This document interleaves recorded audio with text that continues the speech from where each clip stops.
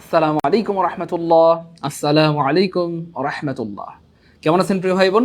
আশা করি আল্লাহ সবাইকে অনেক ভালো রেখেছেন এবং আমি এটাও বিশ্বাস করি যে আপনারা অলরেডি, যারা ভালো নয় তারা অলরেডি ভালো হয়ে গিয়েছেন, কারণ অনেকদিন পর আমাদের সবার প্রিয় স্যারকে দেখতে পেয়ে আপনারা নিশ্চয়ই অনেক বেশি খুশি হয়েছেন। যিনি হচ্ছে আইসিটির জাদুকর। এমন সুন্দর করে এত বিশ্লেষণ করে স্যার আইসিটিটা আপনার কলেজের মধ্যে সেট করে দিবে, যেমনটা আগে করেছিলেন ঠিক তেমনই আজকে করবেন। তো যাই হোক, স্যার কিন্তু অত্যন্ত সুন্দর করে আইসিটি পড়ান। মানে আমি নিজেও, যদিও কি বলবো, আইসিটির স্টুডেন্ট ছিলাম না, কিন্তু আইসিটিতে খুব ভালো বুঝি। স্যার যখন পড়ান অত্যন্ত সুন্দর করে কিন্তু একদম হৃদয়ের মধ্যে গেঁথে দেন, এবং যেমনটা আমরা ইংরেজি অথবা বাংলা অথবা ম্যাথ পড়ানোর সময় পড়িয়ে থাকি, স্যার কিন্তু আইসিটিটাকে এমন সহজ করে আপনাদের সামনে উপস্থাপন করে থাকেন। আজকে আইসিটি কতটা সহজ করে পড়া যায়, কতটা প্রাণবন্তভাবে পড়া যায়, কতটা মনের মাধুরী মিশে পড়া যায়, সেই বিষয়টা কিন্তু আজকে স্যার শেয়ার করবেন আপনাদের সাথে। তো আমরা আশা করি সবাই শেষ পর্যন্ত থাকবো, কারণ এখন আপনারা ভালো করেই জানেন যে মোটামুটি সকল পরীক্ষায় কিন্তু আইসিটি থেকে প্রশ্ন থাকে। এই জন্য আইসিটির জানা, এটা আপনার, আমার মনে হয় যে একটা বেসিক অধিকার অথবা বেসিক নিডস। আইসিটি জানা উচিত, আইসিটি সম্পর্কে জ্ঞান থাকা উচিত, কারণ আমরা সবাই আইসিটির সাথে কানেক্টেড। কারণ আইসিটি সম্পর্কে না জানলে কিন্তু যে কোনো সময় বলবে আমরা বন্ধ করিনি, বন্ধ হয়ে গেছে। এই জন্য জানা উচিত, আইসিটি সম্পর্কে প্রচুর পরিমাণে জানতে হবে। যাই হোক, যেখান থেকে দেখছি আমরা সবাই শেয়ার করে দিব, সবাই শেয়ার করে দিব, যেন স্যার অনেক বেশি খুশি হয়, অনেক বেশি মোটিভেটেড হয়, অনেক বেশি অনুপ্রাণিত হয়ে আমাদেরকে আরো বেশি বেশি আইসিটির ক্লাস উপহার দেয়। সবাই শেয়ার করে লিখে দিব। প্রিয় ভাই বোন আমার, আমাদের সাথে অলরেডি অনেক ভাই বোন যুক্ত হয়ে গিয়েছেন। যারা যারা যুক্ত হয়ে গেছেন অনেক ধন্যবাদ। সবার একটাই কাজ হবে প্রিয় ভাই বোন আমার, আমরা প্রচুর পরিমাণে শেয়ার করে দিবে, এবং সর্বোচ্চ শেয়ারকারীর জন্য সবসময় আমাদের পক্ষ থেকে পুরস্কার থাকবে ইনশাআল্লাহ। সবাই শেয়ার করে দিব এবং অবশ্যই শেয়ার করে ডান লিখে দিব। Share done, share done, share done. অনেকে সালাম দিয়েছেন, ওয়ালাইকুম সালাম রহমতুল্লাহ। অনেকে জিজ্ঞেস করেছেন তৌহিদ স্যার এতদিন পর। হ্যাঁ, অনেকদিন পর আসলো। আসলে স্যার তো অনেক ব্যস্ত থাকেন, এই ব্যস্ততার মধ্যেও যে স্যার আসলে আমাদেরকে সময় দেন, আমরা স্যারের প্রতি কৃতজ্ঞ এবং আমরা স্যারের প্রতি আসলে ঋণী।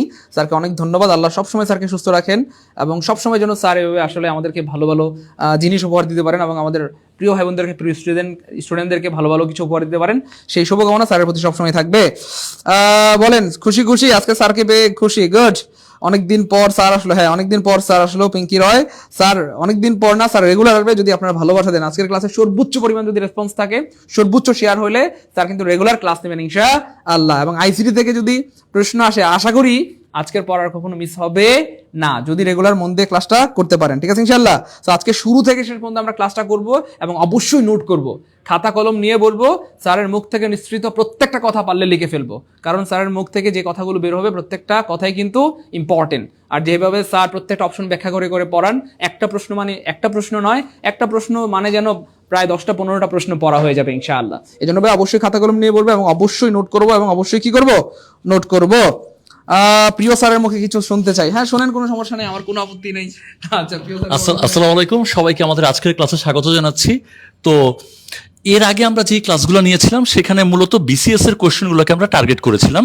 তবে আজকে শুধু বিসিএস না, বিসিএস এর কিছু কোশ্চেন, 11 থেকে 20তম গ্রেডের বিভিন্ন পরীক্ষায় আসা বিভিন্ন কোশ্চেন, প্রাইমারির কোশ্চেন, নিবন্ধন কোশ্চেন, সব জায়গা থেকে কোশ্চেন নিয়ে আজকের ক্লাসটা সাজানো হয়েছে, যাতে আমরা সকল পরীক্ষার জন্য আসলে উপকৃত হই।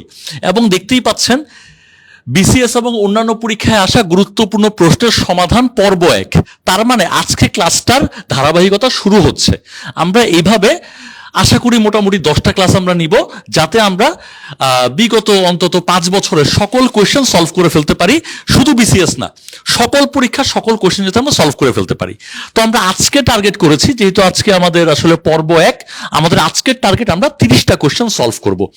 30টা কোয়েশ্চেন কিন্তু আমরা জাস্ট সলভ করব না, 30টা কোয়েশ্চেন নিয়ে আমরা ডিসকাশন করব, যাতে আমরা এই 30টা কোয়েশ্চেনের থ্রোতে আমরা অন্তত 300 কোয়েশ্চেন সলভ করতে পারি। এটা আমাদের টার্গেট। জাস্ট একটা কোশ্চেনের সলিউশন, সেটা আসলে আপনার কাছে অলরেডি এক্সিস্ট করে, আপনার কাছে যে বই আছে সেখানে এই কোশ্চেনের সলিউশনগুলো অলরেডি আছে, বাট আমরা সেটাকে আসলে ব্যাখ্যা করে আমরা আমাদের অ্যাবিলিটি, ক্যাপাবিলিটিটাকে গ্রো করতে চাই, বাড়াতে চাই। এটা হচ্ছে আমাদের টার্গেট। তো সবাই শেয়ার করে ডান লিখে দিই এবং আমরা আমাদের আজকের ক্লাসটা শুরু করতে পারি। এক্স্যাক্টলি, ঠিক আছে স্যার, ইনশাআল্লাহ শুরু করে দেন। ওকে, আমরা শুরু করে দিই ইনশাআল্লাহ। এটা লাগিয়ে নেন, সবাই শেয়ার করে দেই। বেশি বেশি শেয়ার করলে স্যার কিন্তু রেগুলার ক্লাস নেবে ইনশাআল্লাহ। আচ্ছা, আমাদের প্রথম কোশ্চেন, এটা হচ্ছে দুদকে আসা পরীক্ষার কোশ্চেন। সেটা হচ্ছে কম্পিউটারের আইকিউ কি? কম্পিউটারের আইকিউ কি 0, নাকি সেটা 120-এর বেশি, না সেটা 120-এর কম, নাকি সেটা 200? কম্পিউটারের আইকিউ কত? আপনারা এই কোশ্চেনটার উত্তর দিবেন, পাশাপাশি আমাকে আপনারা বলবেন যে আইকিউ এটার ফুল মিনিং কি এবং আইকিউ কেমন হলে কি ঘটনাটা ঘটে। আইকিউ এর ক্ষেত্রে আমরা দুইটা ব্যাপার মনে রাখতে পারি, তিনটা ব্যাপার মনে রাখতে পারি। কারো আইকিউ যদি 90 থেকে 110-এর মাঝে হয়, অথবা 110 থেকে 120 এর মাঝে হয়, অথবা 120 থেকে 140-এর মাঝে হয়, অথবা 140 প্লাস হয়, তখন আমরা কাকে আসলে কি বলি। তার মানে দেখেন আমরা অনেকগুলো ব্যাপার এখানে সলভ করে ফেলতে চাই। আইকিউ এর ফুল মিনিং কি, যে কোনো পরীক্ষায় আসতে পারে। তারপরে হচ্ছে আইকিউ এর ভ্যালুটা কেমন হলে তাকে কি বলবো, এটা আসতে পারে। এরপরে দুদকের পরীক্ষায় তো কোশ্চেন আসছে, সবচেয়ে ইজি কোশ্চেনটা আসছে, সেটা হচ্ছে কম্পিউটারের আইকিউ কি। দেখি আপনাদের কি অবস্থা, কে কি বলতে পারেন। কম্পিউটারের আইকিউ কি, মানে কম্পিউটারের আইকিউ কি। আচ্ছা, সেটার আগে আমরা আইকিউ কি তার ফুল মিনিংটা লিখে ফেলি। যারা পারবো তারা তো লিখেই ফেলবো, যারা পারবো না আমার সাথে সাথে লিখেন। আইকিউ এর ফুল মিনিং হচ্ছে ইন্টেলিজেন্স কোশেন্ট, অর্থাৎ এটাকে বাংলায় যদি আমরা নিয়ে আসি, বাংলা মিনিং হচ্ছে বুদ্ধক, অর্থাৎ আমাদের বুদ্ধির কি অবস্থা সেটা কি আমরা বলতেছি আইকিউ। কারো আইকিউ যদি 90 থেকে 110-এর মাঝে থাকে, তখন আমরা সেই ব্যক্তিকে বলি আসলে অ্যাভারেজ ইন্টেলিজেন্ট। আমাদের নর্মালি আসলে 90 থেকে 110-এর মাঝে আইকিউ থাকে, তাকে আমরা বলি অ্যাভারেজ ইন্টেলিজেন্ট। কারো আইকিউ যদি 110 থেকে 120-এর মাঝে হয়, তাকে আমরা বলি যে না, ওই বেটা বেশি বুদ্ধিমান, তার মানে তিনি হচ্ছেন সুপিরিয়র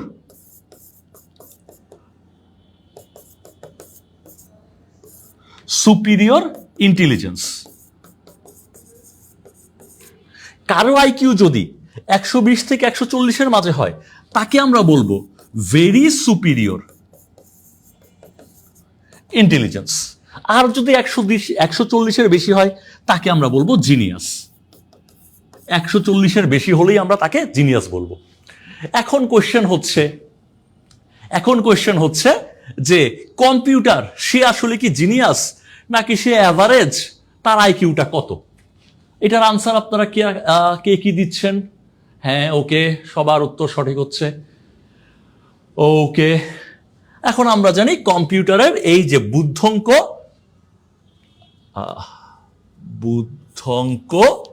বা বুদ্ধিমত্তা তার নাই, সেই কারণে কম্পিউটার আইকিউ কি হবে? 0। আপনি যোগ করতে পারেন, বিয়োগ করতে পারেন, গুণ করতে পারেন, কিন্তু কম্পিউটার এই ধরনের কোনো কাজ পারে না। কম্পিউটারকে দিয়ে আমরা যোগ করাই, কম্পিউটারের কিন্তু নিজের এই আইকিউ বা বুদ্ধি নাই। ওকে যে আমি যোগটা করাই, ওকে আমি যোগ করার নিয়মটা দিয়ে দেই যে কম্পিউটার বেটা তুমি এই নিয়মটা ফলো করে যোগটা করো, আর যে নিয়মটা আমরা দিয়ে দিচ্ছি ওকে, সেই নিয়মটাকে বলা হয় সফটওয়্যার। ওকে আমরা বিভিন্ন কাজের নিয়ম কানুন দিয়ে দেই। এই যে বিভিন্ন কাজের নিয়ম কানুন দিয়ে দিই, তুমি এই নিয়ম ফলো করে যোগ করবা, এই নিয়ম ফলো করে বিয়োগ করবা, এই নিয়ম ফলো করে তুমি একটা মিউজিক প্লে করবা, এই নিয়মটা ফলো করে তুমি একটা মুভি প্লে করবা। ওকে আমি যে বিভিন্ন নিয়ম দিয়ে দিচ্ছি, এই নিয়মগুলো হচ্ছে সফটওয়্যার, আর ওর নিজের কোনো বুদ্ধি নাই, তার মানে তার আইকিউটা হচ্ছে 0। আমরা কিছু জিনিস জানার ট্রাই করলাম। ওকে, হ্যাঁ, 0 0 0, ফাইন, ভেরি গুড। আমরা সবাই আসলে পারবো। তো এটা তো আমরা সবাই আসলে এমনিতেও পারতাম, এর আশপাশ থেকে কোনো কোয়েশ্চেন আসলে আমরা যাতে পারি সেটা আমাদের মূল টার্গেট ছিল। হোপফুলি 1 নাম্বার কোয়েশ্চেন আমরা সবাই পারবো। চলে যাই 2 নাম্বার কোয়েশ্চেনের কাছে। এই কোয়েশ্চেনটা হচ্ছে প্রাক প্রাথমিক আর হচ্ছে স্বরাষ্ট্র মন্ত্রণালয়ের কোনো একটা জায়গার, সম্ভবত পাসপোর্ট অধিদপ্তরের এডির কোয়েশ্চেন ছিল 11 সালের, আর 16 সালের প্রাক প্রাথমিক এর কোয়েশ্চেন ছিল। সেটা হচ্ছে অ্যাবাকাস কি। অ্যাবাকাস কি দেখেন, অ্যাবাকাস কি হবে?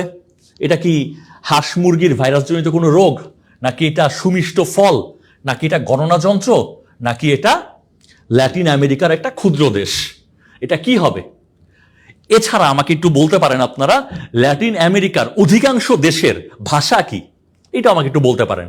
আর্জেন্টিনা, তারপরে হচ্ছে বলিভিয়া, প্যারাগুয়ে, চিলি, এই সকল দেশের ভাষা কি, এটা আমাকে একটু বলতে পারেন। অ্যাবাকাস কি? অ্যাবাকাস হচ্ছে, আমরা সবাই জানি অ্যাবাকাস হচ্ছে একটা গণনা যন্ত্র। এটা আমরা সবাই জানি। আর ল্যাটিন আমেরিকার অধিকাংশ দেশের ভাষাই হচ্ছে স্প্যানিশ। ব্রাজিলের ভাষা যদিও পর্তুগিজ। এরপর কিছু দেশ আছে, একটা দেশ আছে সেটা হচ্ছে গায়ানা, তার ভাষা হচ্ছে ইংরেজি। ফ্রেঞ্চ গায়ানা নামে আরেকটা ল্যাটিন আমেরিকার দেশ আছে, তার ভাষা তো ফ্রেঞ্চ, সেটা হচ্ছে ফ্রান্সের একটা ওভারসিজ কলোনি, সেটাকে বলা হয় ফ্রেঞ্চ গায়ানা। আর তার পাশে আছে গায়ানা, যার ভাষাটা ইংলিশ।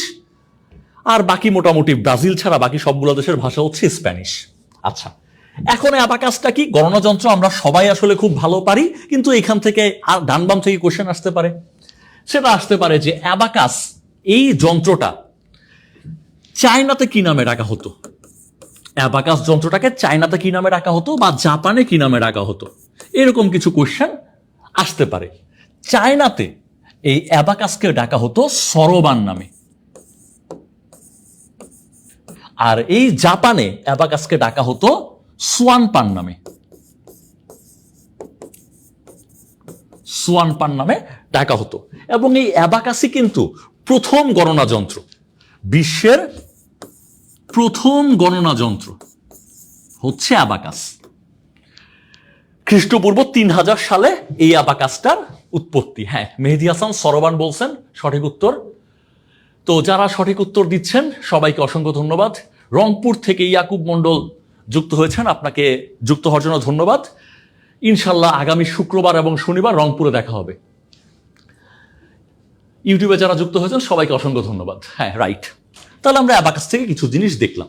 অ্যাবাকাসের বৈশিষ্ট্য কিন্তু অ্যাবাকাস দিয়ে আপনি বেশি গতিতে ক্যালকুলেশন করতে পারবেন না, কিন্তু নির্ভুল ক্যালকুলেশন করতে পারবেন। চলেন যাই আমরা পরের কোশ্চেনে। সেটা হচ্ছে কম্পিউটারের জনককে। আমরা সবাই পারি কম্পিউটারের জনককে। কম্পিউটারের জনক হচ্ছে চার্লস ব্যাবেজ। এটা আমরা সবাই পারি, কম্পিউটারের জনক হচ্ছে চার্লস ব্যাবেজ। আর নেপিয়ার এই ব্যাটা একটা যন্ত্র আবিষ্কার করছিলেন, সেটাকে বলা হয় নেপিয়ারের অস্থি। নেপিয়ারের অস্থি নামে একটা যন্ত্র আবিষ্কার করছিলেন জন নেপিয়ার, এবং তিনি লগারিদমের আবিষ্কারক। তিনি, আমরা যে গণিতে লগারিদম করি সেই লগারিদমের আবিষ্কারকও কিন্তু জন নেপিয়ার, এবং তিনি একটা গণনা যন্ত্র আবিষ্কার করছেন, তার নাম হচ্ছে নেপিয়ারের অস্থি। আর এই যে আমাদের চার্লস ব্যাবেজ, উনি হচ্ছেন আমাদের কম্পিউটারের জনক। এই চার্লস ব্যাবেজ সাহেব উনি দুইটা যন্ত্র নিয়ে কাজ করছেন। একটা যন্ত্রের নাম হচ্ছে ডিফারেন্স ইঞ্জিন,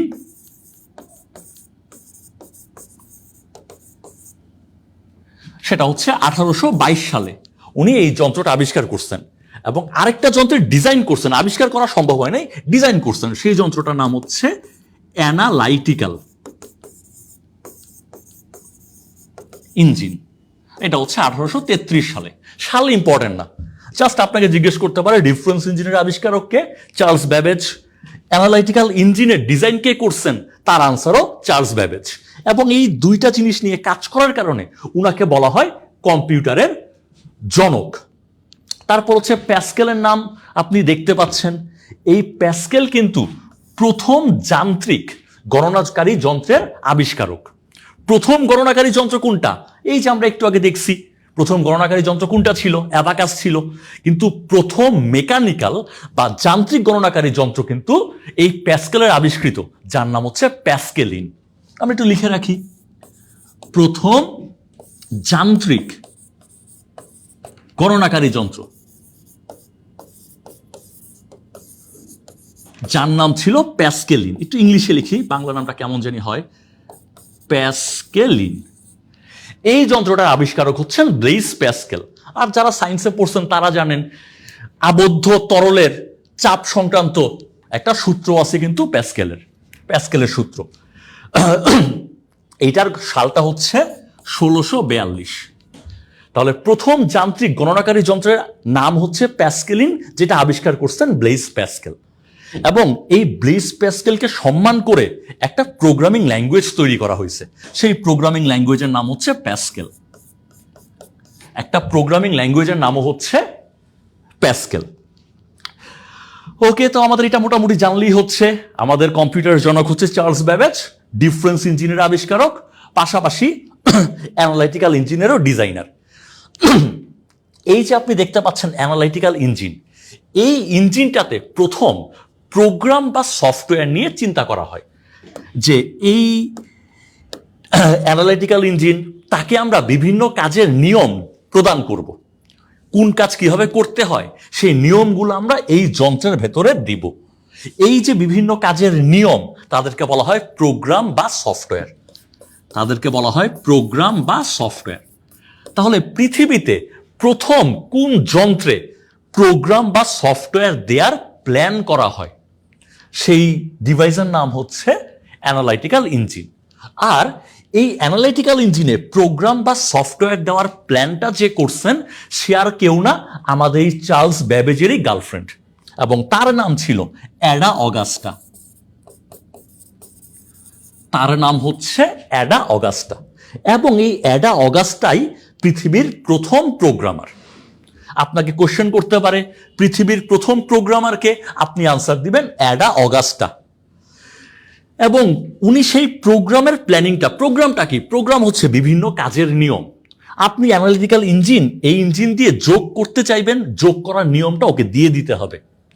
এই যে যোগ করার নিয়মটা ওর ভেতরে আপনি লোড করবেন, সেই নিয়মটাকেই বলা হয় প্রোগ্রাম বা বড় অর্থে সফটওয়্যার। তাহলে পৃথিবীর প্রথম প্রোগ্রামারকে অ্যাডা অগাস্টা বাইরন। এই যে আপনারা একটু আগে আমাদের ইংলিশ স্যার আমাদের পাশে ছিলেন, এই লর্ড বাইরন, সেই লর্ড বাইরনের মেয়ে কিন্তু অ্যাডা অগাস্টা। লর্ড বাইরোহী কবি ছিলেন। তার মোটামুটি আমরা বেশ কিছু তথ্য হোপফুলি জানলাম। চলেন আমরা পরের কোশ্চেনে চলে যাই। হ্যাঁ, মোশাররফ হোসেন সঠিক উত্তর দিয়েছেন। আমরা চলেন পরের কোশ্চেনে চলে যাই। পরের কোশ্চেনটা হচ্ছে, এইটা আপনারা এখন অলরেডি পেরে যাবেন, প্রথম কম্পিউটার প্রোগ্রামারকে, পৃথিবীর প্রথম কম্পিউটার প্রোগ্রামারকে। এই কোশ্চেনটা চলে আসছে কোথায়? এই নিবন্ধন প্রভাষকে আসছে, তারপর ডাটা এন্ট্রি অপারেটর, কোথায় এটা, প্রনিপ্রা, এটা কার সংক্ষিপ্ত রূপ কিছু একটা হবে আর কি। যাক, বিভিন্ন পরীক্ষায় আসছে অলরেডি। তাহলে পৃথিবীর প্রথম প্রোগ্রামারকে, এটা আপনারা সবাই পারবেন। পৃথিবীর প্রথম প্রোগ্রামারকে এই আমাদের অ্যাডা অগাস্টা বাইরন হচ্ছে পৃথিবীর প্রথম প্রোগ্রামার, এবং উনি প্রোগ্রাম নিয়ে প্ল্যানিংটা করছিলেন উনারই বয়ফ্রেন্ড চার্লস ব্যাবেজের অ্যানালাইটিক্যাল ইঞ্জিনের জন্য। হোপফুলি আমরা এখন পারবো। এরপর আপনি বিল গেটস দেখতে পাচ্ছেন। এই বিল গেটস হচ্ছে মাইক্রোসফটের প্রতিষ্ঠাতা। ব্যাংকে একটা কোয়েশ্চেন আসছিল, সেটা হচ্ছে এই জাস্ট 23 সালে বা 24 সালের শুরুর দিকে কোনো একটা পরীক্ষার কোয়েশ্চেন। সেটা হচ্ছে বিল গেটসের পাশাপাশি আর কে এই মাইক্রোসফটের প্রতিষ্ঠাতা? অপশনে ছিল পল অ্যালান। পল অ্যালান হচ্ছে কো ফাউন্ডার। তার মানে বিভিন্ন টেক জায়ান্টের প্রতিষ্ঠাতাদের মধ্যে যাদের নাম বিখ্যাত, যেমন স্টিভ জবস অ্যাপেলের জন্য বিখ্যাত, তো কো ফাউন্ডারদের নামও কিন্তু পরীক্ষায় আসতেছে। আমরা ফাউন্ডারের পাশাপাশি কো ফাউন্ডারদের নামও একটু দেখে রাখবো। চলেন আমরা পরের কোশ্চেনে চলে যাই। কম্পিউটার কে আবিষ্কার করেন? আমরা কিন্তু কম্পিউটারের জনক দেখে ফেলছি। এখন আমাদের কাছে কোশ্চেন হচ্ছে কম্পিউটারের আবিষ্কারক কে? হ্যাঁ, সুজয় পাল, অনেকদিন পরে দেখা হচ্ছে, হোপফুলি ভালো আছেন। মাইক্রোসফটের প্রতিষ্ঠাতা বিল গেটস, কিন্তু পরীক্ষায় আসছে বিল গেটসের পাশাপাশি আর কে আবিষ্কারক ছিলেন? পল অ্যালান ছিলেন। ওকে, তাহলে কম্পিউটারের আবিষ্কারক, সাধারণত আসলে আবিষ্কারক এবং জনক সেম ব্যক্তি হয় নরমালি, বাট এখানে ভিন্ন। কারণ চার্লস ব্যাবেজ তো জাস্ট ডিজাইন প্রদান করছেন, বাট সেটাকে বাস্তবায়ন করছেন প্রথম এই হাওয়ার্ড আইকেন। যারা কম্পিউটার রচনা পড়ছেন তারা আসলে নামটা আগে থেকেই জানেন। হাওয়ার্ড আইকেন, তিনি প্রথম কম্পিউটারটা আবিষ্কার করছেন, এবং তার আবিষ্কৃত কম্পিউটারটার নাম হচ্ছে মার্ক ওয়ান। আপনাকে জিজ্ঞেস করতে পারে পৃথিবীর প্রথম কম্পিউটার কোনটা, আপনি আনসার দিবেন মার্ক ওয়ান। এই মার্ক ওয়ানের আবিষ্কারক কে? হাওয়ার্ড আইকেন, এবং তিনি কিন্তু কম্পিউটারের আবিষ্কারক। আর এই হাওয়ার্ড আইকেন তো ছিল গরিব ও মেধাবী, টাকা পয়সা লাগবে, টাকা পয়সা প্রদান করছে পৃথিবীর প্রথম কম্পিউটার নির্মাতা প্রতিষ্ঠান আইবিএম। আইবিএম এর ফুল মিনিং কি, কে বলতে পারবেন? রাইট, সবার উত্তর সঠিক হচ্ছে। আইবিএম এর ফুল মিনিং কি? টেক জায়ান্ট থেকেও কিন্তু ডিফারেন্ট কোশ্চেন আসে। আইবিএম এর ফুল মিনিং হচ্ছে international business machine. International business machine. এবং এই কোম্পানিটাকে বলা হয় বিগ ব্লু। এই কোম্পানিকে বলা হয় বিগ ব্লু। পরীক্ষা আপনাকে জিজ্ঞেস করবে বা কোন একটা পরীক্ষা জিজ্ঞেস করছে, আমার চোখে পড়ছে যে বিগ ব্লু নিচের কোনটি, আমরা আনসার দিব IBM বিগ ব্লু। আরেকটা কোশ্চেন হতে পারে, সেটা হচ্ছে বিগ 5 কারা?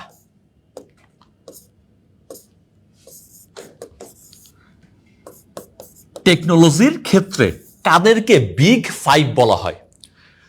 তো টেকনোলজির ক্ষেত্রে 5টা বড় কোম্পানিকে বলা হয় বিগ 5, IBM কে বিগ ব্লু বলে, সে বিগ 5 এর অংশ না।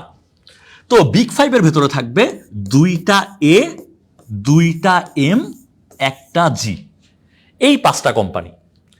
এতে কি হবে আপনি অলরেডি বুঝে ফেলছেন। একটা এতে অ্যাপেল, আরেকটা এতে হচ্ছে অ্যামাজন, ওই জেফ বেজোসের কোম্পানি অ্যামাজন। একটা এম এ আপনি বুঝে ফেলছেন মাইক্রোসফট, আরেকটা এম এ হচ্ছে আপনার পছন্দের ফেসবুক, যেখানে আপনি আমাকে দেখতে পাচ্ছেন, মেটা। আর জিতে অবশ্যই সেটা গুগল। আপনাকে বলতে পারে নিচের কোন প্রতিষ্ঠানটি, টেক জায়ান্টটি বিগ 5 এর অংশ? এই 5টা কোম্পানিকে একসাথে বলা হয় বিগ 5। IBM অনেক বড় কোম্পানি, তাকে বলা হয় বিগ ব্লু। ইন্টেল অনেক বড় কোম্পানি, কিন্তু সে কিন্তু বিগ 5 এর অংশ না। দেখেন তথ্যগুলো ক্লিয়ার কিনা? হ্যাঁ, মেটা, মাইক্রোসফট, হ্যাঁ রাইট, আপনারা সবাই সঠিক বলেছেন। এম এ মেশিন, IBM এর এম মানে মেশিন, ইন্টারন্যাশনাল বিজনেস মেশিন, এটা হচ্ছে IBM এর ফুল মিনিং। তো আমরা বেশ কিছু তথ্য দেখলাম। তো আশা করি আপনাদের কোনো কোশ্চেন থাকলে, আমরা যা পড়তেছি তার বাইরেও কিছু কোশ্চেন থাকলে বলতে পারেন। আমরা আজকে খুব বেশি ডিফিকাল্ট লেভেলের কোশ্চেন নেই নাই, যেহেতু আজকে আমাদের প্রথম ক্লাস। আমরা গ্র্যাজুয়ালি স্লো থেকে, ইজি থেকে ডিফিকাল্ট লেভেলে চলে যাব। কিছু কোশ্চেন হয়তো বা ডিফিকাল্ট পড়ে গেছে, বাট নর্মালি আমরা ট্রাই করছি প্রথম পর্বে ইজি কোশ্চেনগুলো রাখার। চলেন দেখি পরের কোশ্চেন কি বলছে। কোন সালে মাইক্রো প্রসেসর আবিষ্কৃত হয়? কোন সালে বা কোন বছরে মাইক্রো প্রসেসর আবিষ্কৃত হয়? আগে তো প্রসেসর ছিল বিশাল বিশাল, তো একটা সিঙ্গেল আইসির ভেতরে পুরা প্রসেসরটাকে নিয়ে আসা হয়েছে। সিঙ্গেল আইসিতে পুরা প্রসেসর চলে আসছে, তখন সেই সিঙ্গেল আইসিটাকে বলা হয় মাইক্রো প্রসেসর। এখন প্রশ্ন হচ্ছে মাইক্রো প্রসেসর কত সালে আবিষ্কৃত হয়? ইন্টারন্যাশনাল বিজনেস মেশিন, বানান ভাইয়া হয় নাই, আয়শা বানানটা ভুল হয় নাই, ভুল হয়ে গেছে। আচ্ছা যাই হোক, এই যে মাইক্রো প্রসেসর সেটা আবিষ্কৃত হয়, রাইট, সবার উত্তর সঠিক হচ্ছে 1971 সাল। সবার উত্তর সঠিক, 1971 সালে আমাদের এই মাইক্রো প্রসেসর আবিষ্কৃত হয়। এবং এই মাইক্রো প্রসেসরের আবিষ্কারকের নাম হচ্ছে ডক্টর টেড হাফ। মাইক্রো প্রসেসরের আবিষ্কারকের নাম কি জিজ্ঞেস করতেই পারে, আপনি আনসার দিবেন ডক্টর টেড হাফ হচ্ছেন মাইক্রো প্রসেসরের আবিষ্কারক। ডক্টর টেড হাফও ছিলেন গরিব ও মেধাবী, টাকা পয়সা লাগবে, টাকা পয়সা প্রদান করছে ইন্টেল কোম্পানি। এবং আপনি যদি কোনো ডেস্কটপে বসে দেখে থাকেন বা ল্যাপটপে বসে দেখে থাকেন, আপনার ডেস্কটপ বা ল্যাপটপটাও ইন্টেলই হওয়ার কথা। যেমন কারো হয়তো বা ইন্টেল কোরাই 5, কারো ইন্টেল কোরাই 7, একদম নতুন নতুন যারা দামি ল্যাপটপ কিনছেন ইন্টেল কোরাই 9, এরা সবাই কিন্তু ইন্টেলেরই প্রসেসর। এছাড়া AMD বা কিছু প্রসেসর দুই একজনের থাকতে পারে। সেই ইন্টেল কোম্পানি অর্থ সহায়তা দিয়ে মাইক্রো প্রসেসর আবিষ্কার করিয়েছে, আবিষ্কারকের নাম হচ্ছে ডক্টর টেড হাফ। আর প্রথম যেই মাইক্রো প্রসেসরটা আবিষ্কার করা হয় সেই মাইক্রো প্রসেসরের নাম হচ্ছে ইন্টেল 4004। প্রথম যেই মাইক্রো প্রসেসরটা আবিষ্কার করা হয় তার নাম হচ্ছে ইন্টেল 4004। এটা হচ্ছে মানুষের তৈরি করা প্রথম মাইক্রো প্রসেসর। আর মাইক্রো প্রসেসর ব্যবহার করে বানানো প্রথম কম্পিউটার, মাইক্রো প্রসেসর তো আমরা বানালাম, যেমন ইন্টেল 4004 এই মাইক্রো প্রসেসর বানাইছি, কিন্তু এটা বানানোর পর কিন্তু এটা দিয়ে কম্পিউটার তৈরি করা হয় নাই। মাইক্রো প্রসেসর ব্যবহার করে বানানো প্রথম কম্পিউটারটার নাম হচ্ছে আলতেয়ার 8800। এটা হচ্ছে মাইক্রো প্রসেসর বানানোর পরে তাকে কম্পিউটারে পরিণত করা হয়েছে। আপনাকে কোশ্চেন করবে মাইক্রো প্রসেসর ব্যবহার করে বানানো প্রথম কম্পিউটারের নাম কি? আপনি আনসার দিবেন এটা কম্পিউটারের নাম। মাইক্রো প্রসেসর ব্যবহার করে বানানো প্রথম কম্পিউটার, সেটার নাম হচ্ছে আলতেয়ার 8800। আর তৈরি করা প্রথম মাইক্রোপ্রসেসরের নাম কি? ইন্টেল 4004। মাইক্রোপ্রসেসরের আবিষ্কারক কে? Doctor Ted Hoff. মাইক্রোপ্রসেসর আবিষ্কৃত হয় কত সালে? 1971 সালে। হ্যাঁ হ্যাঁ, যারা উত্তর দিচ্ছেন সবার উত্তর সঠিক, রাইট। সুরিয়া খাতুন, তারপরে হচ্ছে পিঙ্কি রয়, ফারজানা মিমি, তারপর হচ্ছে মোশাররফ হোসেন, সবার উত্তর সঠিক। সবাইকে অসংখ্য ধন্যবাদ সঠিক উত্তর দেওয়ার জন্য। মরিয়ম বেগম উত্তর সঠিক, রাইট। চলেন পরের কোশ্চেনে চলে যাই। আমরা বেশ কিছু তথ্য দেখলাম, হোপফুলি আমরা পারবো। তারপরের কোশ্চেনে আমরা চলে আসলাম। এটা হচ্ছে কোন একটা জায়গার প্রশাসনিক কর্মকর্তা, 19 সালে পরীক্ষা হয়েছে।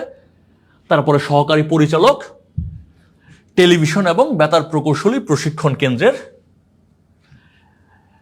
আচ্ছা, তো বাংলাদেশে প্রথম কম্পিউটার কি মডেলের ছিল? বাংলাদেশে তো প্রথম যে কম্পিউটারটা আসছে সেটা কোন মডেলের ছিল? দেখি প্রথম কম্পিউটার কোন মডেলের ছিল। হ্যাঁ, মাইক্রোপ্রসেসর বলতে প্রধানত সিপিইউটাকে আমরা বুঝতেছি। প্রসেসর বা মাইক্রোপ্রসেসর বলতে আমরা সিপিইউটাকেই বুঝি। আর সিপিইউ এর সাথে আসলে কিছু মেমোরি ট্যামোরি যুক্ত হয়, যেমন র্যাম রম যুক্ত হয়। যুক্ত করে আমরা একটা বোর্ডের মধ্যেই সবকিছুকে অ্যাসেম্বলি করি, এগুলো আমরা আস্তে আস্তে পড়বো। সবকিছুকে একটা বোর্ডে অ্যাসেম্বলি করা হয়, সেই বোর্ডের নাম হচ্ছে মাদার বোর্ড। এগুলো আমরা আস্তে আস্তে দেখবো, রাইট। সবার উত্তর সঠিক। IBM 1620 হচ্ছে বাংলাদেশে আসা প্রথম কম্পিউটার। এবং এটা কিন্তু ছিল, কম্পিউটারকে সাইজের উপর ভিত্তি করে 4 ভাগে ভাগ করা যায়। তারা হচ্ছে সবচেয়ে বড় সাইজের কম্পিউটারটার নাম সুপার কম্পিউটার, তার চেয়ে একটু ছোটটা হচ্ছে মেইন ফ্রেম কম্পিউটার, তার চেয়ে আর একটু ছোট হচ্ছে মিনি কম্পিউটার, আর সবচেয়ে ছোট হচ্ছে মাইক্রো কম্পিউটার। আপনি যে মোবাইল, ল্যাপটপ, ডেস্কটপ যা কিছু আপনি ব্যবহার করতেছেন সবই আসলে মাইক্রো কম্পিউটার। তো আমাদের দেশে আসা প্রথম যে IBM 1620, সে কিন্তু আসলে মেইন ফ্রেম ক্যাটাগরির কম্পিউটার ছিল। তাহলে দেখেন আমাদের দেশে যে প্রথম কম্পিউটার আছে সেটাও কিন্তু অনেক বড় কম্পিউটার ছিল। IBM 1620 অনেক বড় এবং অনেক দ্রুত কাজ করতে পারতো, সে ছিল মেইন ফ্রেম ক্যাটাগরির কম্পিউটার। বর্তমানে আমরা যে ইউটিউব ব্যবহার করতেছি, ফেসবুক ব্যবহার করতেছি, গুগল ব্যবহার করতেছি, তাদের যে সার্ভারগুলো আছে সেই সার্ভারগুলোও কিন্তু মেইন ফ্রেম কম্পিউটার। বড় বড় টেক জায়ান্টদের যে সার্ভার কম্পিউটার আছে তারাও কিন্তু মেইন ফ্রেম কম্পিউটার। তারপরে হচ্ছে আমাদের দেশে যে ব্যাংকগুলো আছে, সেই বড় বড় আর্থিক প্রতিষ্ঠান যারা আছে, তাদের সার্ভারগুলোও কিন্তু এই মেইন ফ্রেম কম্পিউটার। আর অনেক বড় কম্পিউটার, সেটা হচ্ছে সুপার কম্পিউটার, যেমন হচ্ছে নাসা, তারপরে হচ্ছে IBM, ওয়ার্ল্ড ব্যাংক, তারা ক্যালকুলেশন করার জন্য সুপার কম্পিউটার ইউজ করে। বর্তমানে সবচেয়ে ফাস্টেস্ট সুপার কম্পিউটার হচ্ছে ফ্রন্টিয়ার। USA নির্মিত ফ্রন্টিয়ার হচ্ছে বর্তমানে সবচেয়ে fastest super computer. Mini computer, এটা আপনি দেখছেন, আপনি যে ডাক্তারের কাছে গিয়ে এক্স-রে করাইছেন, সিটি স্ক্যান করাইছেন, আলট্রাসোনোগ্রাম করাইছেন, তারপরে ECG করাচ্ছেন, এগুলো আপনি যে মেশিনগুলো দিয়ে করাচ্ছেন তারাও কম্পিউটার, তারা হচ্ছে মূলত মিনি কম্পিউটার। আর আপনি এখন যেটা ব্যবহার করতেছেন আপনার হাতে, সেগুলো হচ্ছে মাইক্রো কম্পিউটার।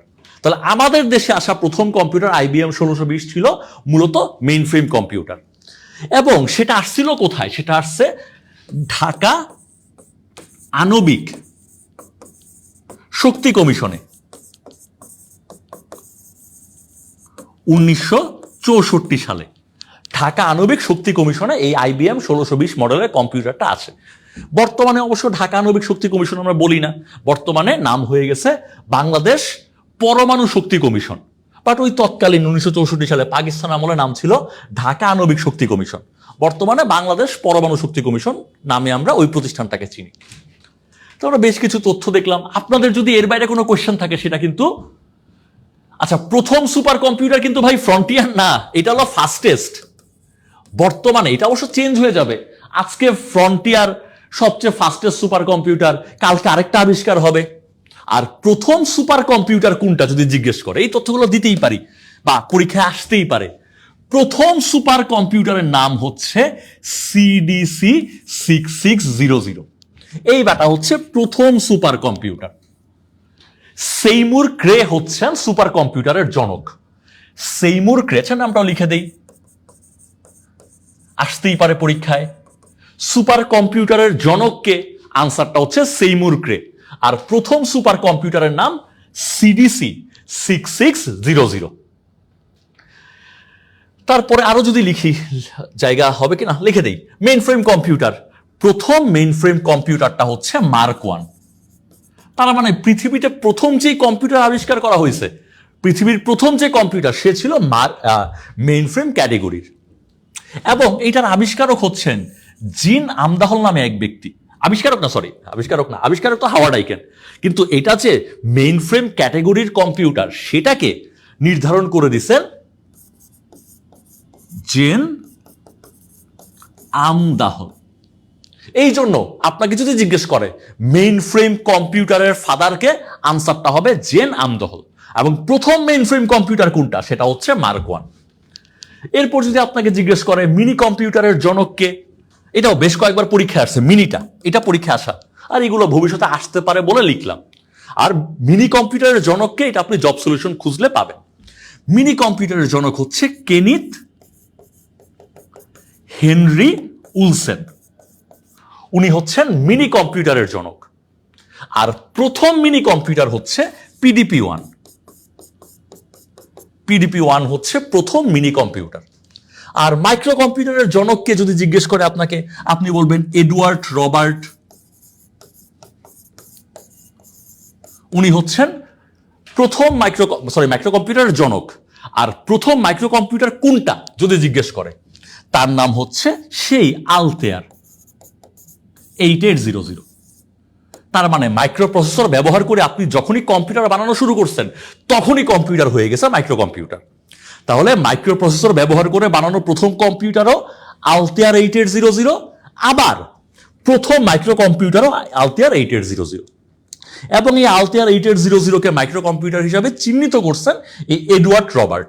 সেই জন্য এডওয়ার্ড রবার্টকে বলা হয় মাইক্রো কম্পিউটারের জনক। পিডিপি 1 হচ্ছে প্রথম মিনি কম্পিউটার, আবিষ্কারক হচ্ছে কেনিথ হেনরি উলসেন। প্রথম মেইন ফ্রেম কম্পিউটার হচ্ছে মার্ক 1, জনক হচ্ছেন জেন আমদাহল। এবং সেইমুর ক্রে হচ্ছে সুপার কম্পিউটারের জনক, এবং প্রথম সুপার কম্পিউটার হচ্ছে সিডিসি 6600। এই আমরা, হ্যাঁ রাইট, উলসেন সঠিক। ট্রানজিস্টর ভিত্তিক প্রথম কম্পিউটার কোনটা, এটা আসলে বেশ কয়েকটা কন্ট্রোভার্সি আছে, কিন্তু সবচেয়ে গ্রহণযোগ্য ট্রানজিস্টর ভিত্তিক প্রথম কম্পিউটারের নাম হচ্ছে টিএক্সও। ট্রানজিস্টর ব্যবহার করে বানানো প্রথম কম্পিউটারটার নাম হচ্ছে টিএক্সও। আর ট্রানজিস্টর ব্যবহার করে প্রথম বানানো মিনি কম্পিউটারের নাম হচ্ছে পিডিপি 8। দুইটা কথা বললাম, কিন্তু একটু মনোযোগ দিতে হবে।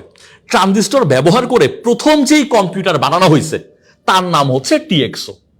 আর ট্রানজিস্টর ব্যবহার করে প্রথম যে মিনি কম্পিউটার বানানো হয়েছে, তার নাম হচ্ছে পিডিপি 8।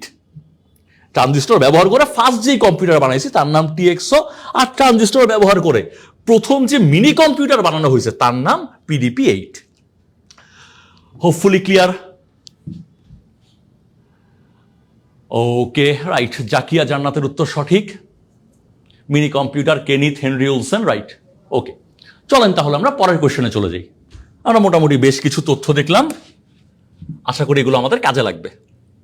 এরপরে আমরা দেখতে পাচ্ছি 45তম বিসিএস এর একটা কোশ্চেন, সেটা হচ্ছে জিপিইউ এর পূর্ণরূপ কি।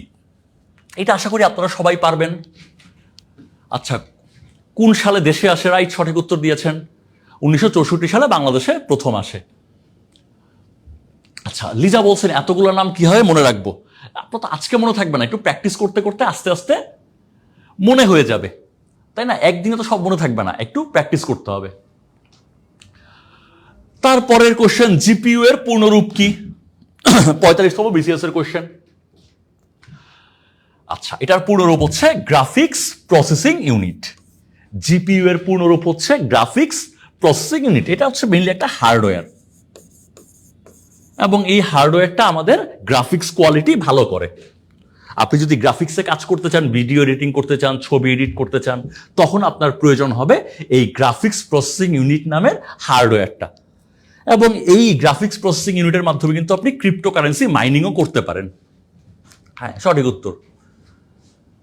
ওকে, চলেন আমরা পরের কোশ্চেনে চলে যাই। নিচের কোনটি, এটা 45তম বিসিএস এর কোশ্চেন, 2023 সালে অনুষ্ঠিত 45তম বিসিএস এর কোশ্চেন।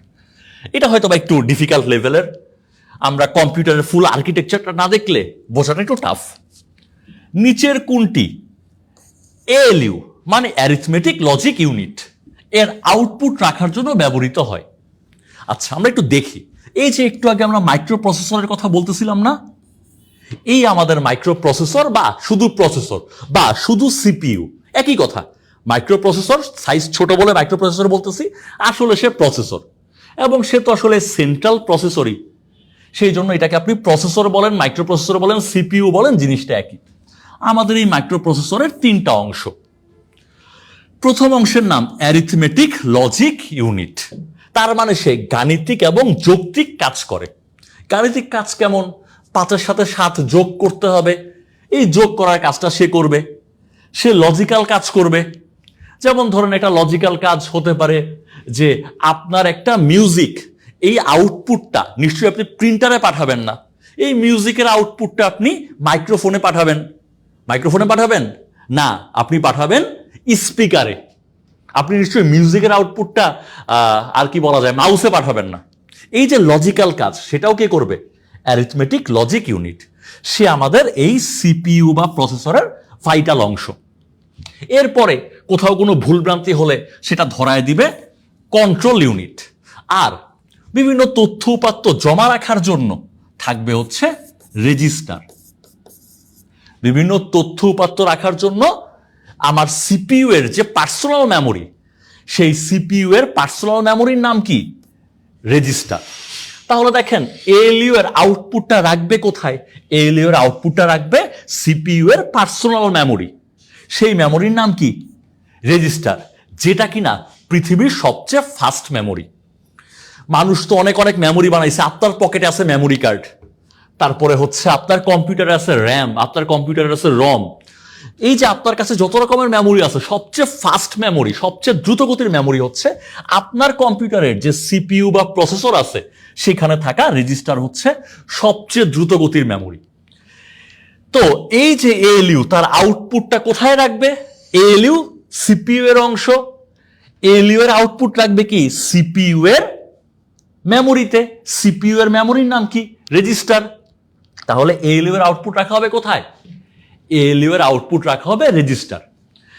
তো এটা হয়তো একটু ডিফিকাল্ট লাগতে পারে আপনার কাছে, যেহেতু আমরা পুরো ব্যাপারটা না পড়ে একটা কোশ্চেন থেকে এই আর্কিটেকচারে ঢুকে গেছি।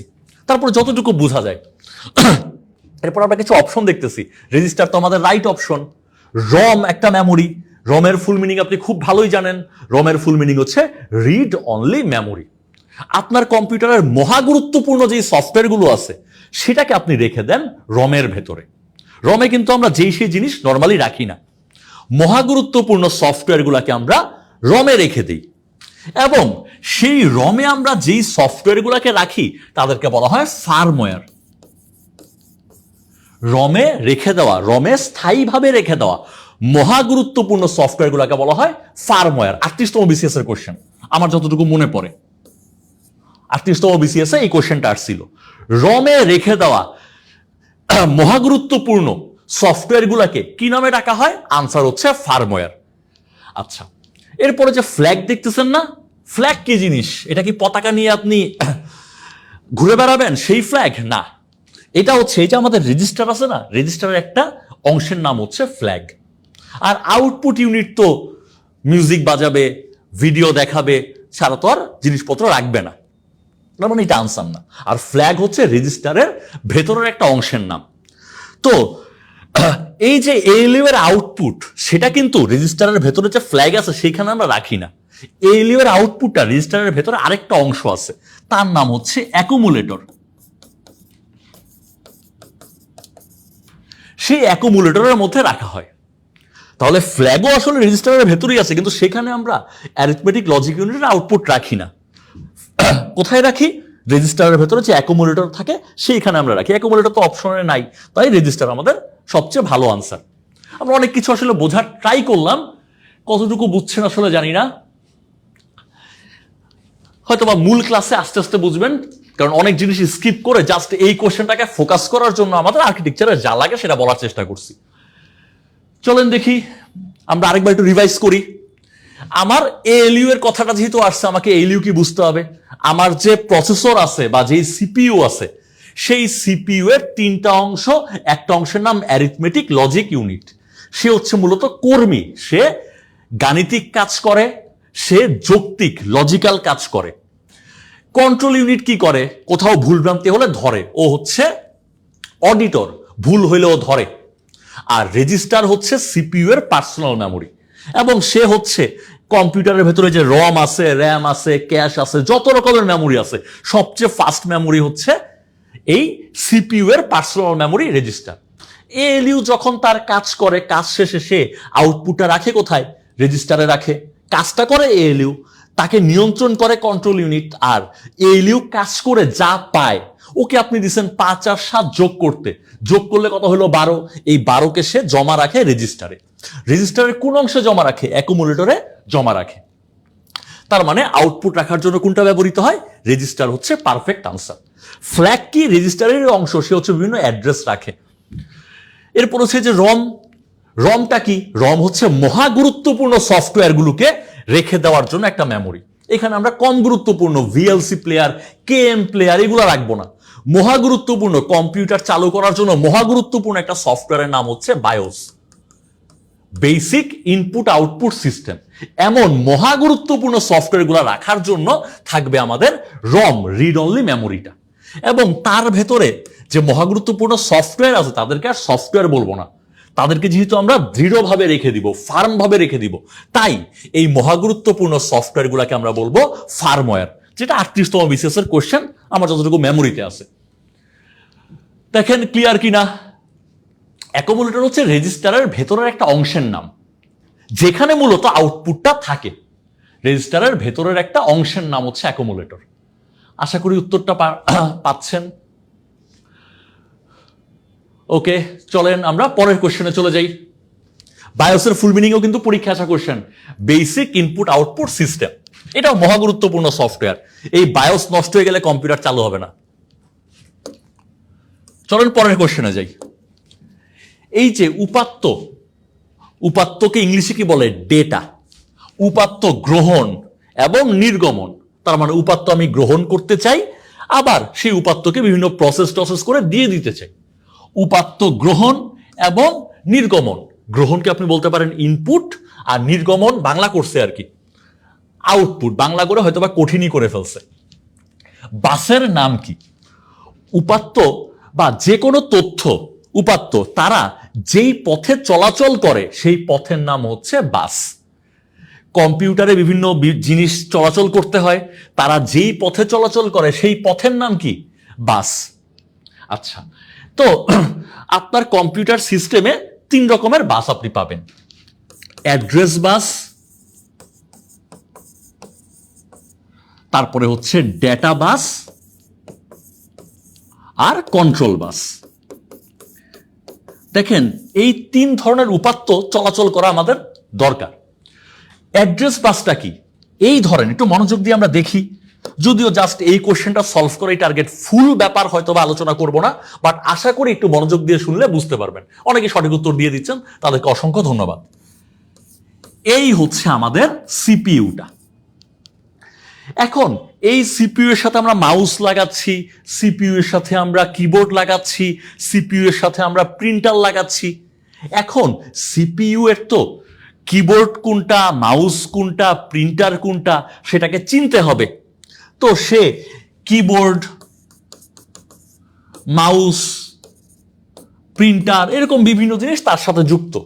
কিবোর্ড, মাউস, প্রিন্টারকে চেনার জন্য সে অ্যাড্রেস দেয়। আমরা বিভিন্ন জিনিস চেনার জন্য কি করি, অ্যাড্রেস দেই না? যে আমার বাড়ি যাতে সবাই চিনতে পারে সেজন্য আমার বাড়িতে আমরা একটা অ্যাড্রেস দিয়ে দিছি, যে আমার বাড়ি অমুক জায়গার 20/25, একটা অ্যাড্রেস দিয়ে দিলাম। ঠিক তেমনি আমাদের যে সিপিইউ বেটা আছে, এই বেটাও কিবোর্ডকে, মাউসকে, প্রিন্টারকে, আরো যারা যারা আছে সবাইকে চেনার জন্য একটা করে অ্যাড্রেস দিয়ে দেয়। সেই অ্যাড্রেসটা যেই পথ দিয়ে যায় সেই পথের নামই কি? অ্যাড্রেস বাস। সে বিভিন্ন ডিভাইসকে অ্যাড্রেস দিয়ে দিচ্ছে, সেই অ্যাড্রেসটা যেই রাস্তা দিয়ে যাচ্ছে সেই রাস্তার নাম কি? অ্যাড্রেস বাস। এরপরে আসেন ডেটা বাস। বিভিন্ন ডেটাকে প্রসেস করার জন্য, যেমন ধরেন আপনি ওকে দুইটা ডেটা দিলেন 5 আর 7, আর বললেন ভাইয়া তুমি এই দুটাকে গুণ করো, 5 একটা ডেটা, 7 একটা ডেটা, দুই ডেটাটাকে গুণ করে দাও। গুণ করলে কত হবে? 35 হবে। ওকে, এই যে দেখেন 5 আর 7 কম্পিউটারের ইনপুট আকারে প্রবেশ করতেছে, এই যে গ্রহণ হচ্ছে। 5 আর 7কে প্রসেস করে দিল কে? সিপিইউ। সিপিইউতে এএলইউ আছে, কন্ট্রোল ইউনিট আছে, তারপর হচ্ছে রেজিস্টার আছে। এই যে 5 আর 7কে এএলইউ করলো কি? 35 বানায় ফেললো। এই 35টা হচ্ছে এবার আমরা দিয়ে দিতে চাই। এই যে 5 আর 7 প্রবেশ করলো এবং 5 আর 7কে প্রসেস করে 35 বানানোর পরে 35কে বাইরে দিয়ে দিল। এই গ্রহণ এবং দিয়ে দেওয়ার কাজটা যেই পথ দিয়ে হয় তার নাম হচ্ছে ডেটা বাস। তাহলে 5 আর 7 আমাদের সিপিইউতে যেই পথে আসবে, আবার 5 আর 7কে 35 বানানোর পরে যেই পথে চলে যাবে সেই পথটাকে আমরা কি বলবো? ডেটা বাস। তাহলে উপাত্ত গ্রহণ, তাকে প্রসেস শেষে নির্গমন যেই রাস্তা দিয়ে করবে সেই রাস্তার নাম কি? ডেটা বাস। আর আমরা কোথাও কোনো ভুলভ্রান্তি করলে সেটাকে কন্ট্রোল করতে হবে। কন্ট্রোল করার জন্য বিভিন্ন নির্দেশনা দিতে হবে যে ভাই 5 আর 7কে গুণ করলে 35 হয়, তুমি তো ভুলে 34 করে ফেলছো। এই যে ওকে ভুল ধরায় দেওয়ার জন্য আমরা বিভিন্ন ইনস্ট্রাকশন দিব। এই ভুল ধরায় দেওয়ার যে ইনস্ট্রাকশনগুলো আছে সেটা যেই পথে যাবে সেই পথের নাম হচ্ছে কন্ট্রোল বাস। আর আমাদের কম্পিউটার সিস্টেমে সিস্টেম বাস এই 3 প্রকার। আপনাকে জিজ্ঞেস করতে পারে কম্পিউটার সিস্টেমে সিস্টেম বাস কয় প্রকার? আপনি বলবেন 3 প্রকার। কোন 3 প্রকার? অ্যাড্রেস বাস, ডেটা বাস, কন্ট্রোল বাস। অ্যাড্রেস বাসের কাজটা কি? সে সবাইকে চেনার জন্য অ্যাড্রেস দিবে, যেই পথ দিয়ে অ্যাড্রেসটা দিবে তার নাম অ্যাড্রেস বাস। ডেটা বাসের কাজ কি? সে বিভিন্ন ডেটা নিয়ে আসবে, সেই যেই পথে ডেটাগুলো আসবে, তারপর ডেটাগুলোকে প্রসেস করে আবার সে পাঠায় দিবে। যেই পথে পাঠায় দিবে সেই পথগুলোর নাম ডেটা বাস। আর কোথাও কোনো ভুলভ্রান্তি হলে তাকে কন্ট্রোল করার জন্য যেসব ইনফরমেশন পাঠাবে তার নাম হচ্ছে কন্ট্রোল বাস। দেখেন ক্লিয়ার কিনা? গুগল শিট এবং এক্সেল শিটের মধ্যে পার্থক্য কি জানাবেন। গুগল শিটে যদি সংক্ষেপে বলি, গুগল শিটে আপনি অনেক কিছু করতে পারবেন না, এক্সেল শিটে আপনি অনেক কিছু করতে পারবেন। গুগল শিটের সুবিধা হচ্ছে সেটা অনলাইন, আরেকজন আরেক জায়গা থেকে চেঞ্জ করতে পারবে। আর এক্সেল শিটে আসলে সঠিকভাবে ওইভাবে চেঞ্জ করতে পারবে না, শেয়ার চেঞ্জ হবে না, আপনাকে পুরো শিটটা আরেকজনের কাছে পাঠাইতে হবে। ওকে, চলেন আমরা পরের কোশ্চেনে যাই। যেহেতু বুঝতে পারছেন আমরা সময় নষ্ট করব না, আমরা পরের কোশ্চেনে চলে যাব। পরের কোশ্চেনের নাম, বাংলাদেশের ব্যাংকে কোন ধরনের চেক বই ব্যবহৃত হয়? বাংলাদেশের ব্যাংকে কোন ধরনের চেক বই ব্যবহৃত হয়? এখানে কি এমআইসিআর চেক বই ব্যবহৃত হয়, নাকি আরএফআইডি চেক বই ব্যবহৃত হয়, নাকি ওসিআর, নাকি সবগুলো? বাংলাদেশে কোন ধরনের চেক বই ব্যবহৃত হয়? এটা আশা করি সবাই পারেন, আশা করি সবাই পারেন।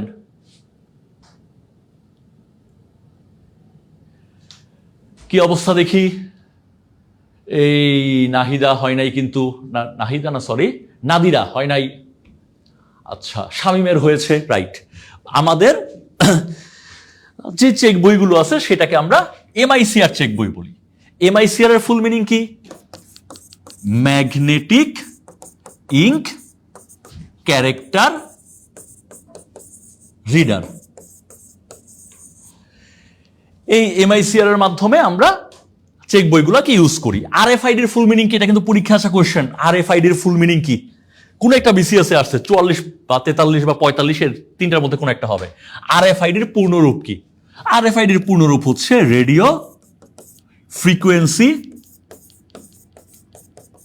আইডেন্টিফিকেশন। রেডিও ফ্রিকোয়েন্সি আইডেন্টিফিকেশন হচ্ছে আরএফআইডি এর ফুল মিনিং। ওসিআর এর ফুল মিনিং হচ্ছে অপটিক্যাল ক্যারেক্টার রিডার।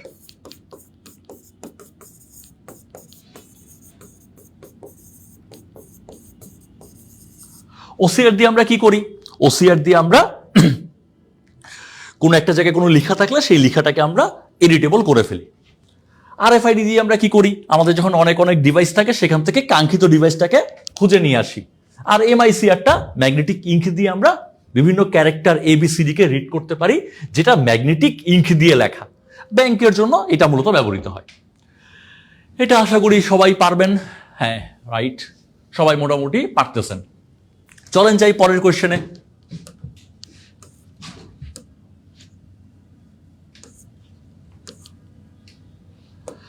আচ্ছা, 12 নম্বর কোয়েশ্চেন কি বলতেছে, নিচের কোনটি স্ক্যান করে টেক্সটকে এডিটেবল টেক্সটে রূপান্তর করতে পারে?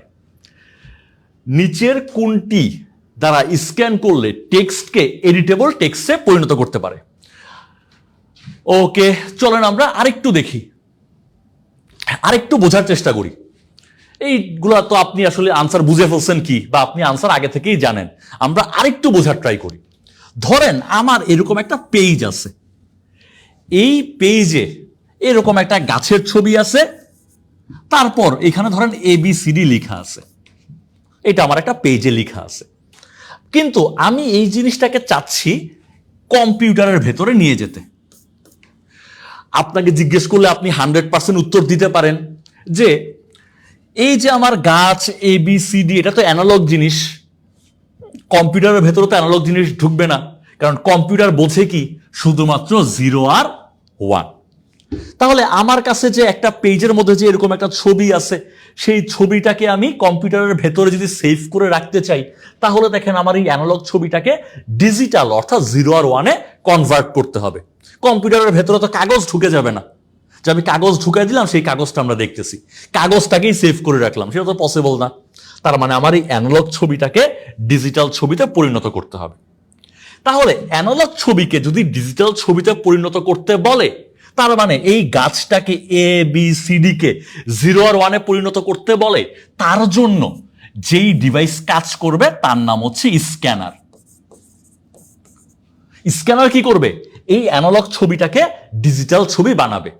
তবে যেই ডিজিটাল ছবি বানাবে সেটাকে এডিট করা যাবে না। সে এই অ্যানালগ ছবিকে ডিজিটাল ছবি বানায় ফেলবে, কিন্তু সে যেটা বানাবে সেটাকে এডিট করা যাবে না। এডিট করা যাবে না, এই কাজটা কে করবে? স্ক্যানার। তার মানে স্ক্যানার আমার এখন উত্তর না। স্ক্যানার কি করবে? পুরা ছবিটাকে 0 আর 1 বানায় ফেলবে, কম্পিউটারে সেভ করে রেখে দিতে পারবেন, কম্পিউটার 0 আর 1-ই বোঝে। কিন্তু এখানে বলছি কি এডিটেবল টেক্সট, তার মানে স্ক্যানার আনসার না, এইটুকু বুঝলাম। আপনারা কি বুঝতেছেন? একটু বললেন বুঝেন কিনা? ব্যাপারগুলো খুব যে সহজ তাও না, চেষ্টা করতেছি বোঝানোর জন্য। আবার এমনও না যে আমরা টপিকের ক্লাস করতেছি, আমরা কোশ্চেন সলিউশনের আড়ালেই চেষ্টা করতেছি। না বুঝলে জিজ্ঞেস করবেন, ব্যাপারগুলো খুব একটা সহজও না। আচ্ছা, এখন আমার ভাই স্ক্যানার দিয়ে কাজটা হচ্ছে না, স্ক্যানার বলেন ইমেজ স্ক্যানার বলেন, কাজটা আসলে হচ্ছে না। আমার দরকার কি? স্যার আমার কাছে জিজ্ঞেস করছে আমার এই ছবিটার পুরাটা দরকার নাই, আমার এই ছবির এই গাছটা আমার দরকার নাই। ছবি থেকে কাকে দরকার? শুধুমাত্র টেক্সট দরকার। ছবির টেক্সট কারা? ABCD, এরা হচ্ছে টেক্সট। এই টেক্সটটাকে কি করতে হবে? এডিটেবল টেক্সট করতে হবে। এবং এডিটটা কোত্থেকে করব? কম্পিউটারে নিয়ে এডিট করব। এমন না যে আমি এইখানে এই সি কে ইরেজার দিয়ে মুছে এইখানে আমি M লিখে দিব, এই এডিটটা কিন্তু এটাকে কম্পিউটারে নিয়ে এডিট করব। তাহলে আমার কাছে কোন ডিভাইস দরকার হবে? এই ছবিটাকে তখন আমরা পাঠায় দিব OCR এ। OCR এর পূর্ণরূপ কি? Optical character reader. ক্যারেক্টার মানে কি? ওই যে টেক্সটের কথা বলছে না, টেক্সটেরই অপর নাম হচ্ছে ক্যারেক্টার। সে কি করবে? এখানে লাইট ফেলবে। লাইট ফেলার জন্য প্রথম নামটাই কি তার? অপটিক্যাল। অপটিক্যাল মানে আলো। প্রথমে সে আলো ফেলবে, আলো ফেলে সে এই ছবি থেকে সে রিড করবে, ছবিটাকে পড়বে।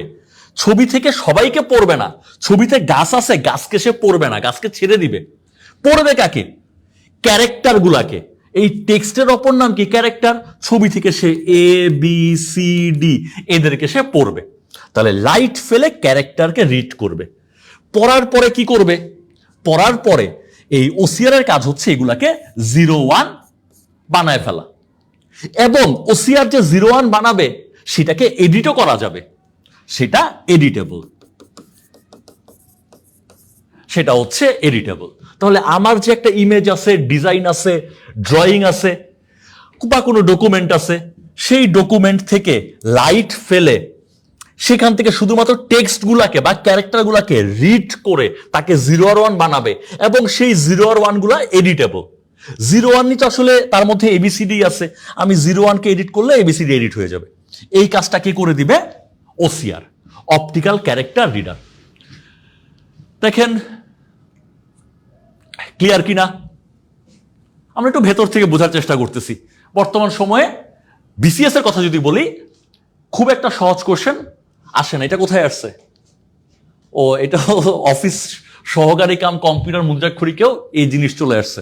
যাক, তার মানে কোনো পরীক্ষাতেই খুব বেশি সহজ আসলে হবে না, বুঝাই যাচ্ছে। ওকে, তাহলে এডিটেবল কাজটা করে ফেলবে। এরপরে দেখেন ওএমআর, নাম শুনেই বোঝা যাচ্ছে অপটিক্যাল মার্ক রিডার। এই যে আমাদের ছবিটা আছে, এখান থেকে যদি কোনো স্পেশাল মার্ককে আপনি রিড করতে চান, প্রথমে লাইট ফেলবেন, তাই নামের শুরুতে অপটিক্যাল। মার্ক মানে চিহ্ন, যদি স্পেশাল কোনো চিহ্ন দিয়ে দেন, কালো বৃত্ত অথবা অন্য কোনো চিহ্ন দিয়ে দেন, সেই চিহ্নটাকে রিড করবে।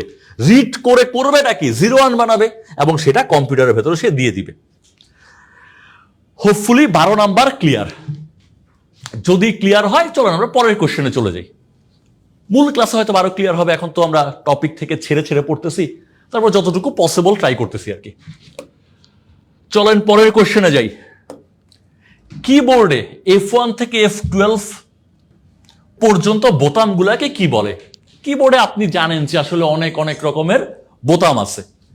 103টা বোতাম থাকতে পারে, কি থাকতে পারে 104টা, 5টা, 6টা, 110টা, এরকম অনেক রকমের বোতাম থাকতে পারে। কিন্তু কিবোর্ডে যত বোতামই থাকুক না কেন, সবগুলা বোতামকে আমরা 5 ভাগে ভাগ করতে পারি। কি কি? Alpha numeric. আলফা নিউমেরিক হচ্ছে একটা জাত। সেকেন্ড জাত হচ্ছে নিউমারিক। থার্ড জাতের নাম হচ্ছে ফাংশন। ফোর্থ জাত হচ্ছে কারসর। আর ফিফথ জাত হচ্ছে মডিফায়ার। এই 5 ধরনের কি এর সংখ্যা যতই থাকুক না কেন, এই 5 ধরনের কি থাকে কিবোর্ডের ভেতরে। আলফা নিউমেরিক কি? কিবোর্ডের প্রধান অংশ। কিবোর্ডের যে প্রধান অংশটা, সেখানে কি ABCD থাকে, 1 2 3 4 থাকে। তাহলে এই ABCD 1 2 3 4 ABCD লিখতে গেলে কি দাড়ি কমা ফুল স্টপ লাগে, পাংচুয়েশন লাগে। এরা হচ্ছে আলফা নিউমেরিকের অংশ। আবার কিবোর্ডের এই যে ছোট সাইডে আবার 1 2 3 থাকে না, সেটাকে আমরা বলবো কিবোর্ডের নিউমেরিক অংশ। যদি আপনাকে জিজ্ঞেস করে 5 6 এরা কোন ধরনের কি, আপনি আনসার দিবেন এরা আলফা নিউমেরিক এবং নিউমেরিক। কারণ দেখেন কিবোর্ডে কিন্তু 5 বা 6 ও দুইবার আছে। একবার আছে কিবোর্ডের মূল অংশে, যেটা আলফা নিউমেরিকের অংশ, আরেকবার আছে ডান দিকে ছোট করে। এই জন্য 5 বা 6 ও কিবোর্ডে দুইবার আছে, সেই জন্য তাকে আমরা আলফা নিউমেরিক এবং নিউমেরিকও বলবো। আর কিবোর্ডের একদম উপরে যে F1 থেকে F12 পর্যন্ত 12টা কি আছে, এদেরকে বলা হয় ফাংশন কি। F1 থেকে F12 পর্যন্ত যে 12টা কি আছে, তাদেরকে বলা হয় ফাংশন কি। এখন যারা ব্যাংকে পরীক্ষা দিবেন, ব্যাংক জবের জন্য পরীক্ষা দিবেন, তাদের জন্য কিন্তু F1 থেকে F12 পর্যন্ত এই 12টার কাজ মুখস্থ করা জরুরি। আর যারা ব্যাংকে পরীক্ষা দিবেন না, তাদের এত হেডেক নিতে হবে না। F1 থেকে F12 এই 12টার নাম, ফাংশন কি, এটুকু বুঝলেই আসলে চলবে। আচ্ছা, তারপর দুই একটা যদি বলি যে আপনার যদি কোনো স্পেলিং মিস্টেক হয়, সেটা আমরা F7 দিয়ে বের করব। কোনো একটা ফোল্ডার রিনেম করতে চাই, F2 দিয়ে করব। এরকম কিছু কাজ আপনি পড়ে রাখতে পারেন, ব্যাংকে পরীক্ষা দিলে পড়তেই হবে। কার্সর কি হচ্ছে যে আপ ডাউন লেফট রাইট। আর উপরের কারো মধ্যে যদি না পড়ে, যেমন শিফট কন্ট্রোল অল্টার, ওই ব্যাটা তো অ্যালফাবেটও না। আলফা মানে ওই অ্যালফাবেট, নিউমেরিক মানে নাম্বার। আর অ্যালফাবেট লিখতে গেলে দাড়ি কমা ফুল স্টপ লাগে। তারপর বিভিন্ন যে স্পেশাল কি লাগে, স্পেশাল কি হচ্ছে বিভিন্ন স্পেশাল চিহ্ন আছে না, @, তারপরে ধরেন স্টার, হ্যাশ, ডলার, এই যেরকম বিভিন্ন সিম্বল আছে, এরা সবাই আলফা নিউমেরিকের মধ্যেই পড়ে। কারণ বিভিন্ন প্যারাগ্রাফ লিখতে গেলে এদেরকে আমার লাগে। নিউমেরিকের মধ্যে শুধু নাম্বার ওই ডান সাইডে ছোট করে থাকে। ফাংশন হচ্ছে F1 থেকে F12। কার্সর হচ্ছে আপ ডাউন লেফট রাইট, এর বাইরে যারা আছে তারা modifier, control alter shift Windows এরা। আশা করি পারা যাবে। চলেন আমরা পরের কোশ্চেনে চলে যাই।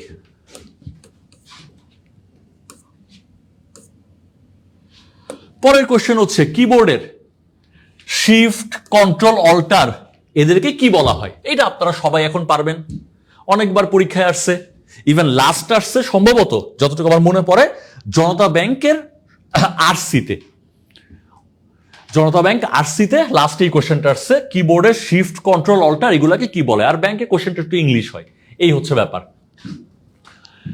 কোনটা হবে এটা সবাই পারবেন আশা করি। এরা হচ্ছে মডিফায়ার কি, রাইট, পারা যাবে আশা করি। চলেন দেখি পরের কোশ্চেন কি বলছে। ইংরেজিতে বড় হাতের অক্ষর টাইপ করতে কোন বোতামটি ব্যবহৃত হয়? কোন বোতামটা টিপ দিলে বড় হাতের সবকিছু হবে, ছোট হাতে লেখা হবে না? কোনটা টিপ দিলে? এটার অভিজ্ঞতা আমার আশা করি সবার কাছেই আছে কম বেশি। 14 নম্বরের ডি না ভাইয়া,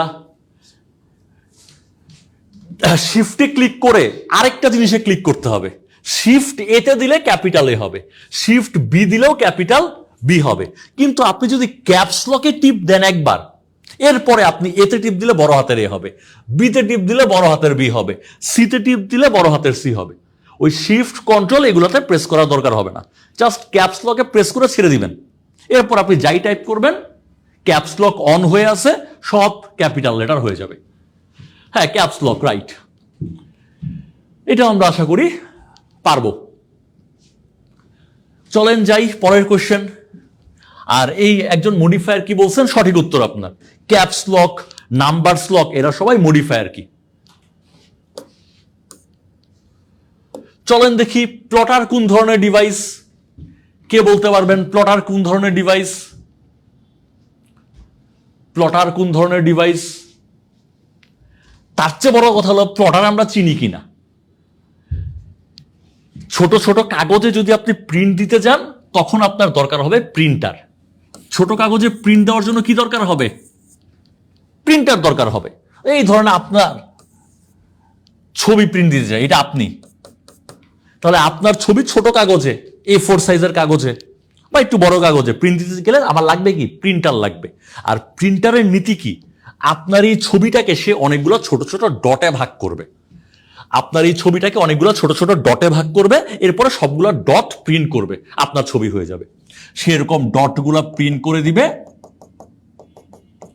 আমরা দেখতে পাবো আপনার ছবি প্রিন্ট হয়ে গেছে। তাহলে প্রিন্টারের কৌশল হচ্ছে তাকে যেটাই প্রিন্ট করতে বলবেন সে সেটাকে ডটে ভাগ করবে, ডটে ভাগ করে ডটগুলো প্রিন্ট দিবে, প্রিন্ট হয়ে যাবে। ছোট পরিসরে ছোট ছোট প্রিন্ট করার জন্য আমরা প্রিন্টার ব্যবহার করব।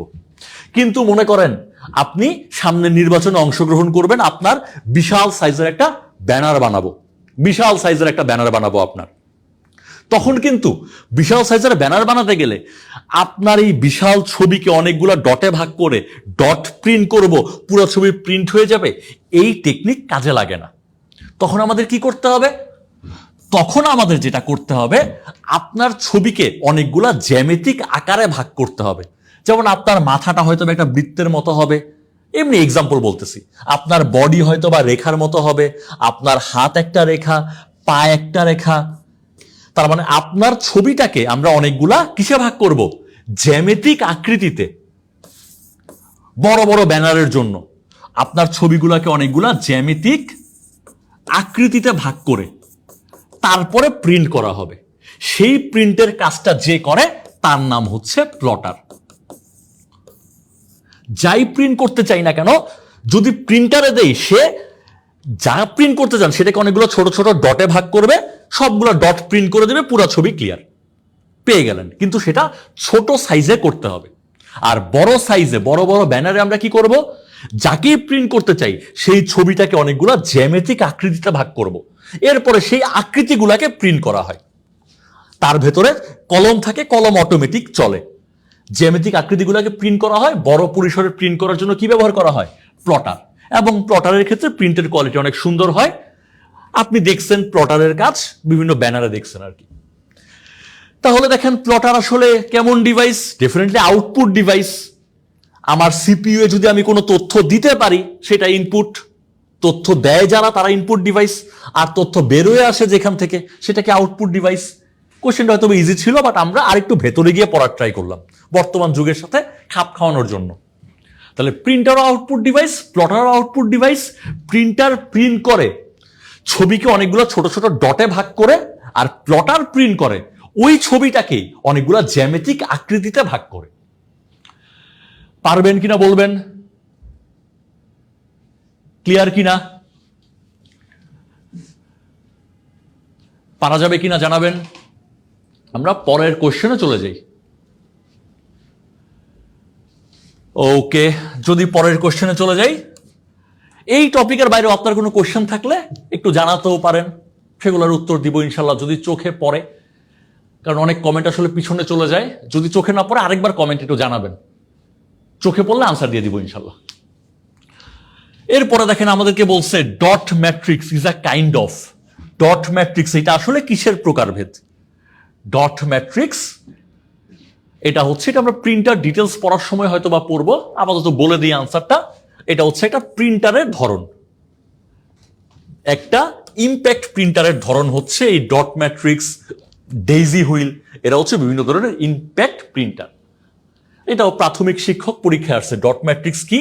ডট ম্যাট্রিক্স হচ্ছে একটা প্রিন্টার, ইম্প্যাক্ট প্রিন্টার।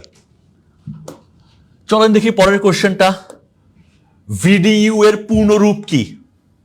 ভিডিইউ এর পূর্ণরূপ কি? আমাদের কম্পিউটারের যে মনিটরটা আছে, আমাদের কম্পিউটারের মনিটরকে আমরা কি নামে ডাকবো? ভিডিও নামে ডাকবো। ভিডিও আর কিছুই না, ভিডিও হচ্ছে আমাদের কম্পিউটারের মনিটরটা। এই মনিটরের ভেতরে ডিশের লাইন যখন লাগায় দেন, তখন আমরা এই ডিশের লাইন লাগায় দেওয়ার পর এটাকে আমরা বলি টিভি। আর যখন এই মনিটরকে আপনি সিপিইউতে দিয়ে দেন, তখন আমরা তাকে বলি ভিডিও। আর ভিডিও এর ফুল মিনিং কি? এখানেই আছে, visual display unit. Visual display unit. আরেকটু আমরা একটু দেখি, এই হচ্ছে আমাদের মনিটর, আর এই হচ্ছে আমাদের সিপিইউ। এই হচ্ছে মনিটর, এই হচ্ছে সিপিইউ। এখন আপনি জানেন সিপিইউতে বিভিন্ন পোর্ট আছে। একটা পোর্ট হচ্ছে ইউএসবি পোর্ট। এই ইউএসবি পোর্ট ফুল মিনিং আপনি জানেন, ইউনিভার্সাল সিরিয়াল বাস। ইউএসবি পোর্টে আপনি কি লাগান? Mouse, printer, pen drive, keyboard, এদেরকে আপনি ইউএসবি পোর্টে লাগান। কিন্তু এই যে আপনার মনিটর, এটা কিন্তু ইউএসবি পোর্টে লাগাইলে চলবে না। এটাকে লাগাইতে হবে কোথায়? সিপিইউ এর স্পেশাল যে পোর্ট আছে তার নাম হচ্ছে ভিজিএ পোর্ট অথবা এইচডিএমআই। এই দুই ধরনের পোর্ট আছে। তাহলে আমাদের যে মনিটরটা আছে, যেটাকে আমরা বলতেছি ভিজুয়াল ডিসপ্লে ইউনিট, তাকে আমি এনে কিন্তু ইউএসবি পোর্টে লাগাবো না। তাকে আমরা লাগাবো কোথায়? আরো বড় পোর্টে, যাতে অনেক বেশি তথ্য আদান প্রদান হতে পারে। মনিটরে তো জানেন ভিডিও থাকে, অনেক বেশি তথ্য আদান প্রদান হয়। তার জন্য আরো বড় পোর্টের নাম কি? ভিজিএ, এটা একটা চয়েস। আরেকটা চয়েস কি? এইচডিএমআই। ভিজিএ এর ফুল মিনিং আসতে পারে, এটার ফুল মিনিং হচ্ছে ভিডিও গ্রাফিক্স অ্যারে। আর এইচডিএমআই এটা আরেকটু উন্নত ধরনের, এটার ফুল মিনিং হচ্ছে হাই ডেফিনেশন মাল্টিমিডিয়া ইন্টারফেস। এগুলো হচ্ছে পোর্টের নাম। তো আমরা এটাও একটু দেখলাম, আপনাদের কোনো কোশ্চেন থাকলে বলতে পারেন। আর আমরা আজকের মতো,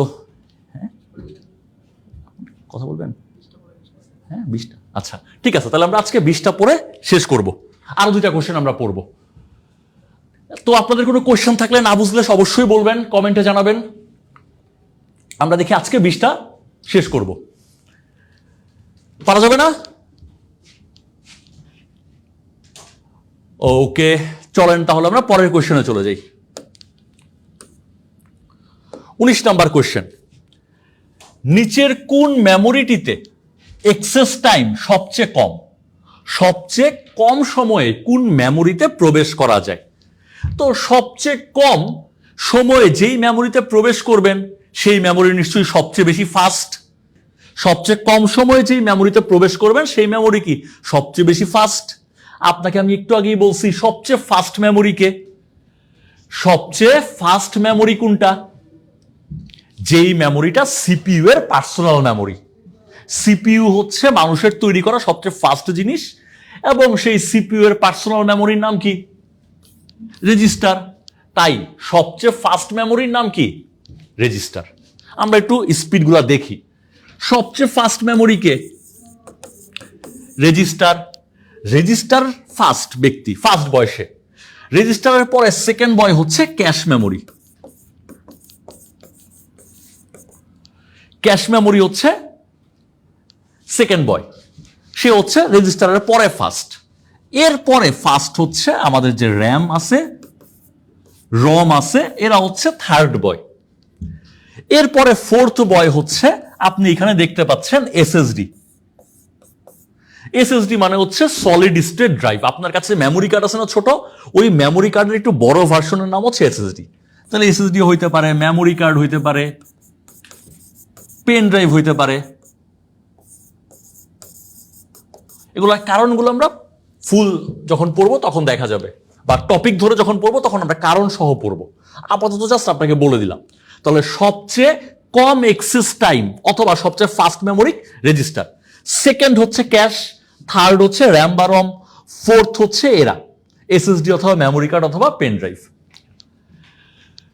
ওকে, তাহলে আমরা পারবো আশা করি। এখন কারণগুলো দেখলাম না, জাস্ট নামগুলো দেখলাম। তারপর চলেন 20 নাম্বার কোশ্চেনটা দেখি। এরপর সাইদুল স্যার আপনাদের সাথে কথা বলবেন। ওকে, সি ভাষা, সি প্লাস প্লাস ভাষা পার্থক্য কি জানতে চাই। ওকে, সি ভাষাটা হচ্ছে, সি প্রোগ্রামিং ল্যাঙ্গুয়েজটা হচ্ছে স্ট্রাকচারাল প্রোগ্রামিং ল্যাঙ্গুয়েজ। তো স্ট্রাকচারাল প্রোগ্রামিং ল্যাঙ্গুয়েজটা কেমন? সেখানে হচ্ছে ধরেন আপনি যদি, সবার জন্য হয়তো একটু কঠিন হয়ে যাবে, ধরেন আপনি চাচ্ছেন এ সমান 5 লিখতে। এখানে আপনি কি করবেন? প্রথমে আপনি মেমোরিতে একটা জায়গা বুক করবেন, সেই জায়গার নাম দিবেন এ, তার ভেতরে নিয়ে আপনি 5 কে রাখবেন। এখানে আপনি ফাংশন নিয়ে কাজ করবেন, তারপরে এখানে আপনি এরকম অ্যাড্রেস নিয়ে কাজ করবেন। এটা হচ্ছে সি প্রোগ্রামিং ল্যাঙ্গুয়েজ। আর সেটাকে যখন আমরা অবজেক্ট ওরিয়েন্টেড করব, অবজেক্ট ওরিয়েন্টেড মানে কি? প্রথমে আমি 5 কে একটা মেমোরিতে রাখবো, রেখে এই 5 হলো আমার একটা অবজেক্ট। এই অবজেক্টের একটা নাম দিতে পারি এ, অথবা এই অবজেক্টের নাম আমি দিতে পারি বি। তার মানে মেমোরিটা সেভ হচ্ছে। সি প্লাস প্লাস হচ্ছে, সংক্ষেপে যদি বলি, অবজেক্ট ওরিয়েন্টেড প্রোগ্রামিং ল্যাঙ্গুয়েজ। আর শুধু সি, সেটা হচ্ছে প্রসিডিউরাল ওরিয়েন্টেড প্রোগ্রামিং ল্যাঙ্গুয়েজ বা স্ট্রাকচারাল প্রোগ্রামিং ল্যাঙ্গুয়েজ। একই কথা, দুইটা ভিন্ন নাম। এটুকু মনে হয় থাকি। যখন আমরা সফটওয়্যারে ক্লাস করব তখন আমাদের ওই ভেতরে ঢুকে অনেক ডিটেলস দেখতে হবে, বা আপনি যেই লেভেলে কোয়েশ্চেন করছেন এত ভেতরে আসলে ঢুকবে না। সি, সি প্লাস প্লাস অর্থাৎ object oriented programming language, procedural oriented programming language, তাদের পার্থক্য ওই যারা অ্যাসিস্ট্যান্ট প্রোগ্রামার পরীক্ষা দিবেন তাদের জন্য হয়তো লাগবে। 20 নম্বর কোয়েশ্চেন কি? নিচের কোনটি কম্পিউটারের মেমোরি হিসেবে দ্রুততম? কে দ্রুততম এটা আসলে পারবেন? কে এই বেটা? রেজিস্টার। আচ্ছা, এটা আসলে ভিন্ন নাম দিয়ে কোয়েশ্চেনটা আসছে 46তম বিসিএস এ। 21 নাম্বারটা দেখি, যেহেতু আসলে 20 সেম কোয়েশ্চেন ছিল। 21 নাম্বারটা আমরা দেখি। 21 নাম্বার কোয়েশ্চেন কি বলছে? নিচের কোনটি সবচেয়ে দ্রুত ডেটা ট্রান্সফার করে? সবচেয়ে ফাস্ট ডেটাকে ট্রান্সফার করতে পারে, মানে কোন মেমোরিটা সবচেয়ে বেশি ফাস্ট? আমরা জানি সবচেয়ে ফাস্ট মেমোরিকে রেজিস্টার। সবচেয়ে ফাস্ট মেমোরি হচ্ছে রেজিস্টার, বাট রেজিস্টার তো আমার চয়েসে নাই, থাকলে ওকেই দিতাম।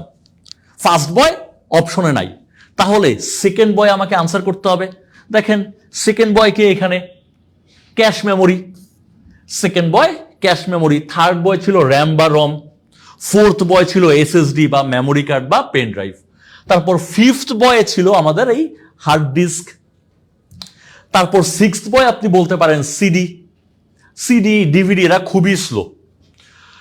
তো আমরা এই কয়টা মোটামুটি আজকের মতো দেখলাম প্রথম পর্ব হিসাবে। আমরা এরকম মোটামুটি 10-12টা যা পর্ব লাগে এর মাধ্যমে আমরা বিগত 5 বছর 7 বছরের সকল কোশ্চেন সলভ করার ট্রাই করব। তারপরে আমরা হয়তোবা টপিক ভিত্তিক ধরবো, কারণ এইভাবে আসলে স্ক্যাটার্ড হলে কোনো একটা টপিকের অনেক ডেপথে ঢোকা যায় না। তারপরে যতটুকু লাগবে ঢোকার ট্রাই করছি। ওকে, তাহলেই আমরা 21টা কোশ্চেন সলভ করলাম। এখন আপনাদের সাথে ইংরেজি নিয়ে কথা বলবেন আমাদের শ্রদ্ধেয় সাইদুর স্যার, আপনাদের সবচেয়ে প্রিয় স্যার সাইদুর স্যার। সাইদুর স্যারকে আমন্ত্রণ জানাচ্ছি।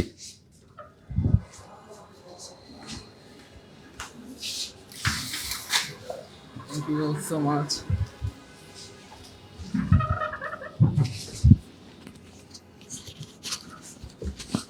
আসসালামু আলাইকুম রহমতুল্লাহ।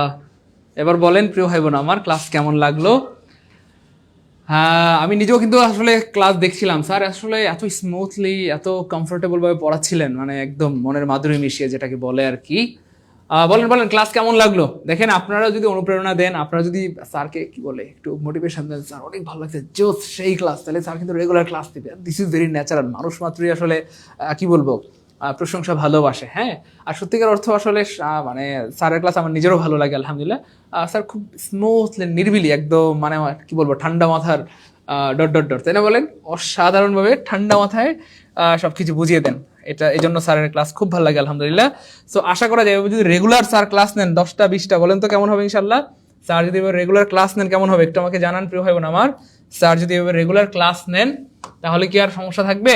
দেখেন, আইসিটি কিন্তু খুবই গুরুত্বপূর্ণ একটা টপিক। আইসিটি থেকে কিন্তু প্রায় প্রশ্ন আসতে দেখা যায়। এই জন্য আইসিটিটা যদি কোনোভাবে একবার আপনি আয়ত্তে নিয়ে আসতে পারেন তো আল্লাহ চান তো মোটামুটি দেখবেন যে কোনো পরীক্ষায় কিন্তু আইসিটি থেকে প্রশ্ন থাকে, একটা দুইটা হোক থাকে প্রশ্ন। হ্যাঁ, এবং আইসিটিতে দক্ষ হলে আপনি যে কোনো পরীক্ষায় আসলেই কিন্তু পারবেন। আর আরেকটা ব্যাপার হচ্ছে, আইসিটিতে কিন্তু আমরা অনেকেই কিন্তু আইসিটি সাবজেক্ট নাই, বিশেষ করে যারা কি বলে কমার্স ব্যাকগ্রাউন্ডের, তাদের কিন্তু আইসিটিটা অনেক সময় থাকে না। সায়েন্সের যারা, তারা তো আইসিটি খুব ভালোই পারে আলহামদুলিল্লাহ। তো সেক্ষেত্রে কিন্তু এই ঝামেলাটা হয়, অনেক সময় আমরা আইসিটি নিয়ে প্রবলেমে পড়ে যাই। আমার মনে হয় যে স্যারের ক্লাস রেগুলার করলে আশা করি আর আইসিটি নিয়ে আর প্রবলেম হবে না ইনশাআল্লাহ। তো যাই হোক প্রিয় ভাই বোন আমার, ভালো হবে, ভেরি নাইস। হ্যাঁ, রেগুলার স্যার ক্লাস নিলে ভালো হবে ইনশাআল্লাহ। হ্যাঁ স্যার, আপনারা যদি চান স্যার তো অবশ্যই ক্লাস নিবে ইনশাআল্লাহ। কেমন? আপনাদের চাওয়ার উপর ডিপেন্ড করবে। আপনারা চাইলে স্যার রেগুলার ক্লাস দেবে ইনশাআল্লাহ, রেগুলার ক্লাস দেবে ইনশাআল্লাহ। ক্লাসটি অনেক সুন্দর ছিল, অনেক ভালো, thank you so much sir, অনেক অনেক ভালো, অনেক ধন্যবাদ। আপনাদের এত সুন্দর প্রশংসা অথবা আপনাদের এত সুন্দর মোটিভেশন অথবা অনুপ্রেরণার কারণে কিন্তু আমরা আসলে সবাই এত বেশি প্রাণবন্ত অথবা রেগুলার ক্লাস নিতে পারি বা নিতে আপনাদের সামনে হাজির হয়ে যাই। তো আপনাদের জন্য অনেক বেশি দোয়া থাকলো, আল্লাহ যেন আপনাদেরকেও সবসময় ভালো রাখেন, সুস্থ রাখেন। যাই হোক প্রিয় ভাই বোন আমার, আমাদের অনেক ভাই বোনদের টার্গেট যে ভাইয়া আমরা শূন্য থেকে পড়তে চাই, তাই না বলেন? একেবারে শূন্য থেকে প্রত্যেকটা বিষয়ে পড়তে চাই, এবং এটা আমাদের সবারই টার্গেট থাকে যে ভাই একদম বেসিক থেকে অথবা শূন্য থেকে আমরা পড়তে চাই।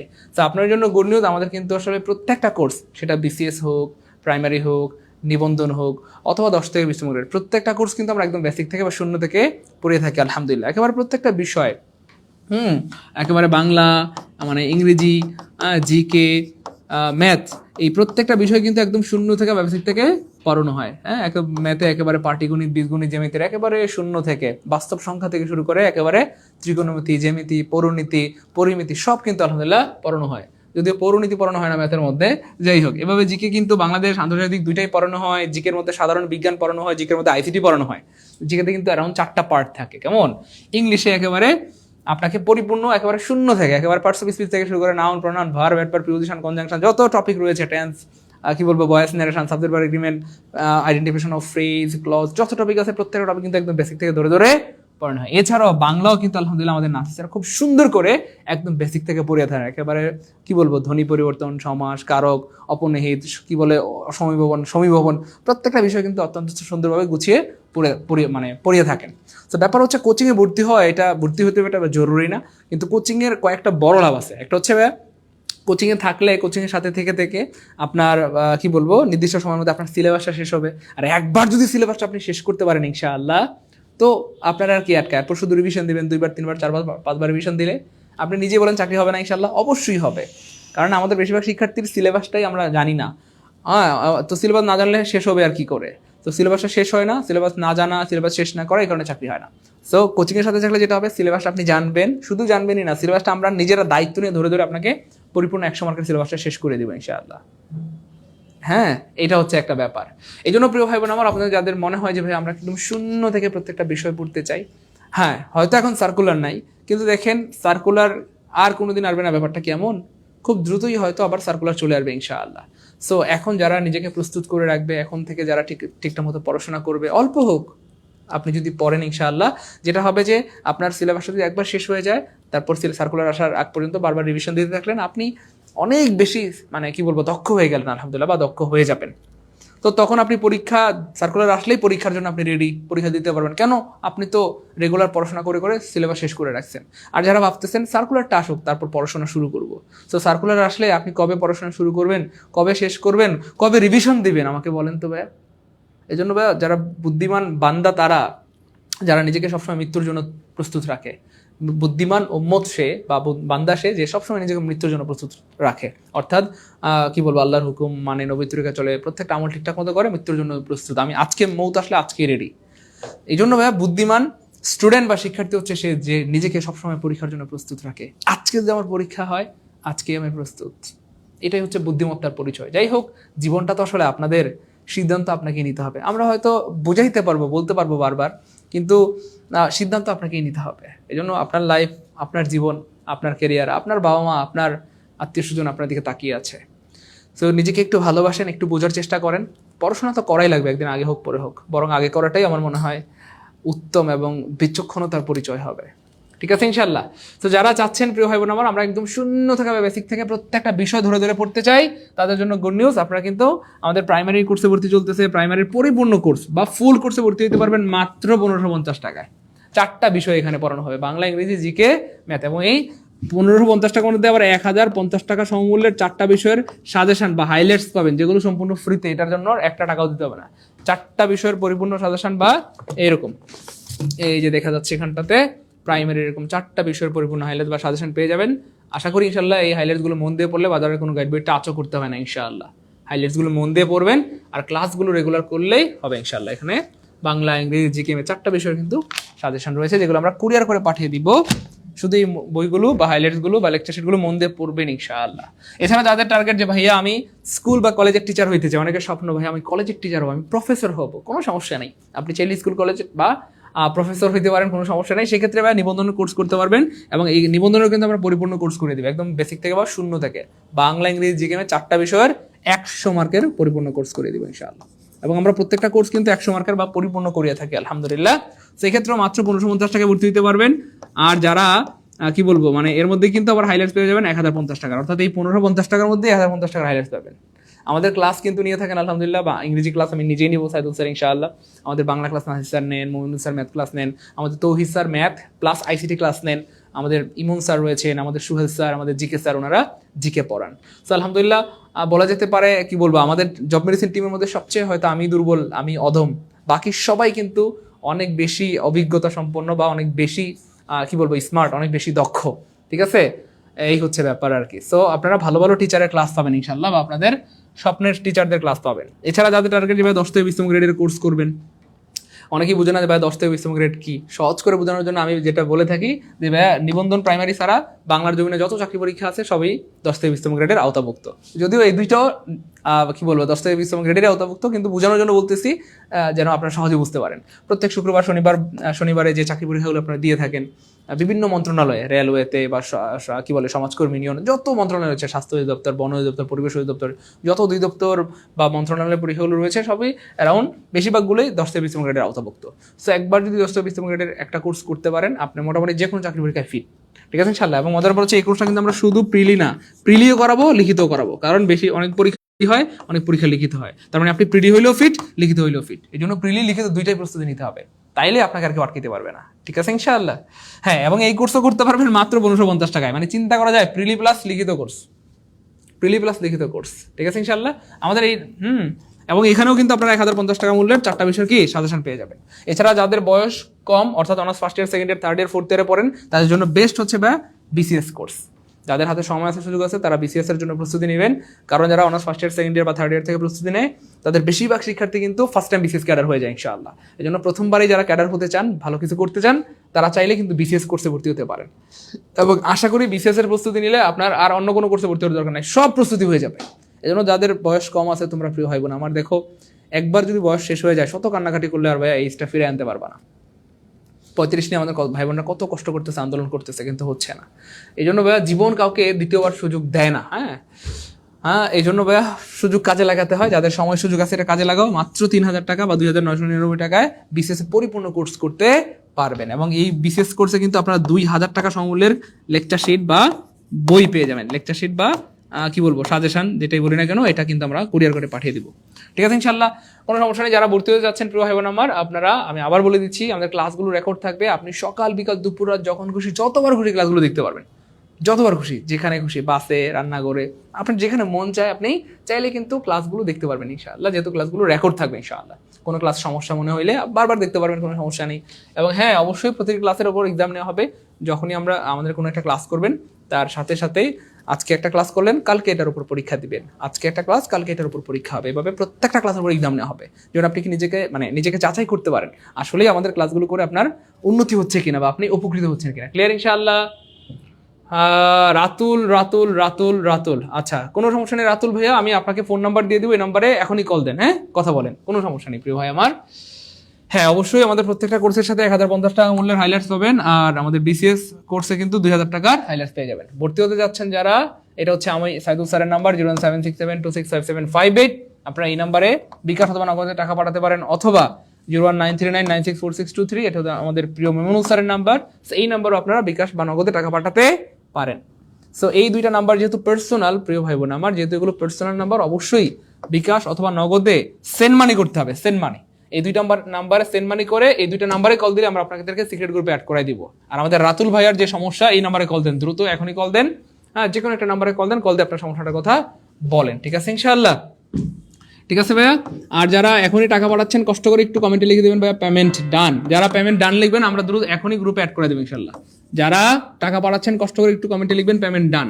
পেমেন্ট ডান লিখলে আমরা এখনই গ্রুপে অ্যাড করে দিব ভাইয়া। যারা টাকা পাঠাচ্ছেন, কষ্ট করে লিখবেন পেমেন্ট ডান। পেমেন্ট ডান লিখলে আমরা এখনই গ্রুপে অ্যাড করে দিব। Payment done, payment done, payment done, দ্রুত payment done, payment done. Ratul ভাই ক্লিয়ার? রাতুল ভাই দ্রুত ফোন দেন, হ্যাঁ কোনো সমস্যা নেই প্রিয় ভাই আমার। হ্যাঁ, যারা টাকা পাঠাচ্ছেন, কষ্ট করে একটু পেমেন্ট ডান লিখতে হবে। Payment done, payment done, payment done, payment ডান লিখলে আমরা এখনই গ্রুপে অ্যাড করে দিব ইনশাআল্লাহ। এখনই সিক্রেট গ্রুপে আপনাদের অ্যাড করে দিব, এখনই গ্রুপে অ্যাড করে দিব ইনশাআল্লাহ। হ্যাঁ, যারা একদম শূন্য থেকে বা বেসিক থেকে প্রস্তুতি নিতে চান, তাদের জন্য ভাইয়া, যাদের স্বপ্ন প্রাইমারি কোর্সের জন্য আপনারা ভর্তি হবেন ইনশাআল্লাহ। যাদের স্বপ্ন নিবন্ধন কোর্সে, আর যাদের স্বপ্ন সকল চাকরি পরীক্ষায়, যে ভাইয়া আমরা সকল চাকরি পরীক্ষায় কি বলবো এটাকে, মানে অ্যাটেন্ড করতে চাই, বা সকল চাকরি প্রস্তুতির জন্য মাত্র একটা কোর্স করতে চাই, তাদের জন্য হচ্ছে ভাইয়া দ্য বেস্ট কোর্স। ঠিক আছে ইনশাআল্লাহ? আর যারা বিসিএস কোর্স করবে, বিসিএসকে বলা হয় সকল চাকরি প্রস্তুতির মাদার বা মা, বিসিএস কোর্স করলে এই সব হয়ে যাবে। ঠিক আছে ইনশাআল্লাহ? এই হচ্ছে ব্যাপার। আপনাকেও জাযাকাল্লাহ রাতুল ভাই আমার, আল্লাহ আপনাকেও ভালো রাখেন, সুস্থ রাখেন। ঠিক আছে প্রিয় ভাই বোন আমার, আমি আপনাদের জন্য অনেক দোয়া, অনেক শুভকামনা। যারা এতক্ষণ কষ্ট করে আমাদের সাথে ছিলেন, তাদের জন্য, সবার জন্য দোয়া রইল, শুভকামনা রইল, যেন আপনাদের সবাইকে আল্লাহ পাক উত্তম এবং পবিত্র রিজিকের ব্যবস্থা করে দেন, উত্তম জীবন সঙ্গী অথবা সঙ্গিনী মিলায় দেন। আপনারাও আমাদের জন্য দোয়া করবেন, যেন আমরা আপনাদেরকে আরো ভালো ভালো সার্ভিস দিতে পারি, বা আরো ভালো ভালো ক্লাস উপহার দিতে পারি। ঠিক আছে ইনশাআল্লাহ? থাকেন তাহলে। হ্যাঁ, যারা টাকা পাঠাবেন, কষ্ট করে একটু পেমেন্ট ডান লিখতে হবে। পেমেন্ট ডান, পেমেন্ট ডান লিখলে আমরা এখনই সিক্রেট গ্রুপে অ্যাড করে দিব। হ্যাঁ, ইংরেজি একদম বেসিক থেকে পড়ানো হবে, এবং আমি নিজে ইংরেজি ক্লাস নেব ইনশাআল্লাহ। ঠিক আছে ইনশাআল্লাহ? কোনো টেনশন নাই। একবার যদি ভালো মতো আপনি ইংরেজি বেসিক থেকে ইংরেজিটা শিখে রাখতে পারেন, বা যে কোনো বিষয় বাংলা ম্যাথ শিখে রাখতে পারেন, কোনো পরীক্ষা আপনি আটকাবেন না ইনশাআল্লাহ। কোনো পরীক্ষা আটকাবেন না, যে কোনো পরীক্ষা দিবেন সেই পরীক্ষায় ফিট। ঠিক আছে ইনশাআল্লাহ? যে কোনো পরীক্ষা দিবেন সেই পরীক্ষায় ফিট। হ্যাঁ, শুধু ইংরেজি কোর্স চাইলেও করতে পারবেন, এই নাম্বারে কল দেন। শুধু ইংরেজি কোর্সও যদি কারো দরকার হয়, কোনো সমস্যা নেই। শুধু ইংলিশ কোর্স, একেবারে বেসিক থেকে অ্যাডভান্স পর্যন্ত কেউ যদি শুধু ইংরেজি কোর্স করতে চান, তাও সমস্যা নেই। এই দুইটা নাম্বারে কল দেন, কল দিলেই আপনারা করতে পারবেন। আমি প্রায় 6 মাস সময় নিয়ে 43টা ক্লাস রেকর্ড করেছি আপনাদের জন্য, যেই 43টা ক্লাস করলে আপনার বিসিএস প্রাইমারি নিবন্ধন, বাংলার জমিনের সব চাকরি পরীক্ষার প্রস্তুতি হয়ে যাবে ইনশাআল্লাহ। ঠিক আছে ইনশাআল্লাহ? সো এই কোর্সটাও আপনারা করতে পারবেন, কোনো সমস্যা নেই। এই নাম্বারে কল দিলেই হবে ইনশাআল্লাহ। ঠিক আছে ইনশাআল্লাহ? থাকেন তাহলে। আসসালামু আলাইকুম ওয়া রাহমাতুল্লাহি ওয়া বারাকাতুহু।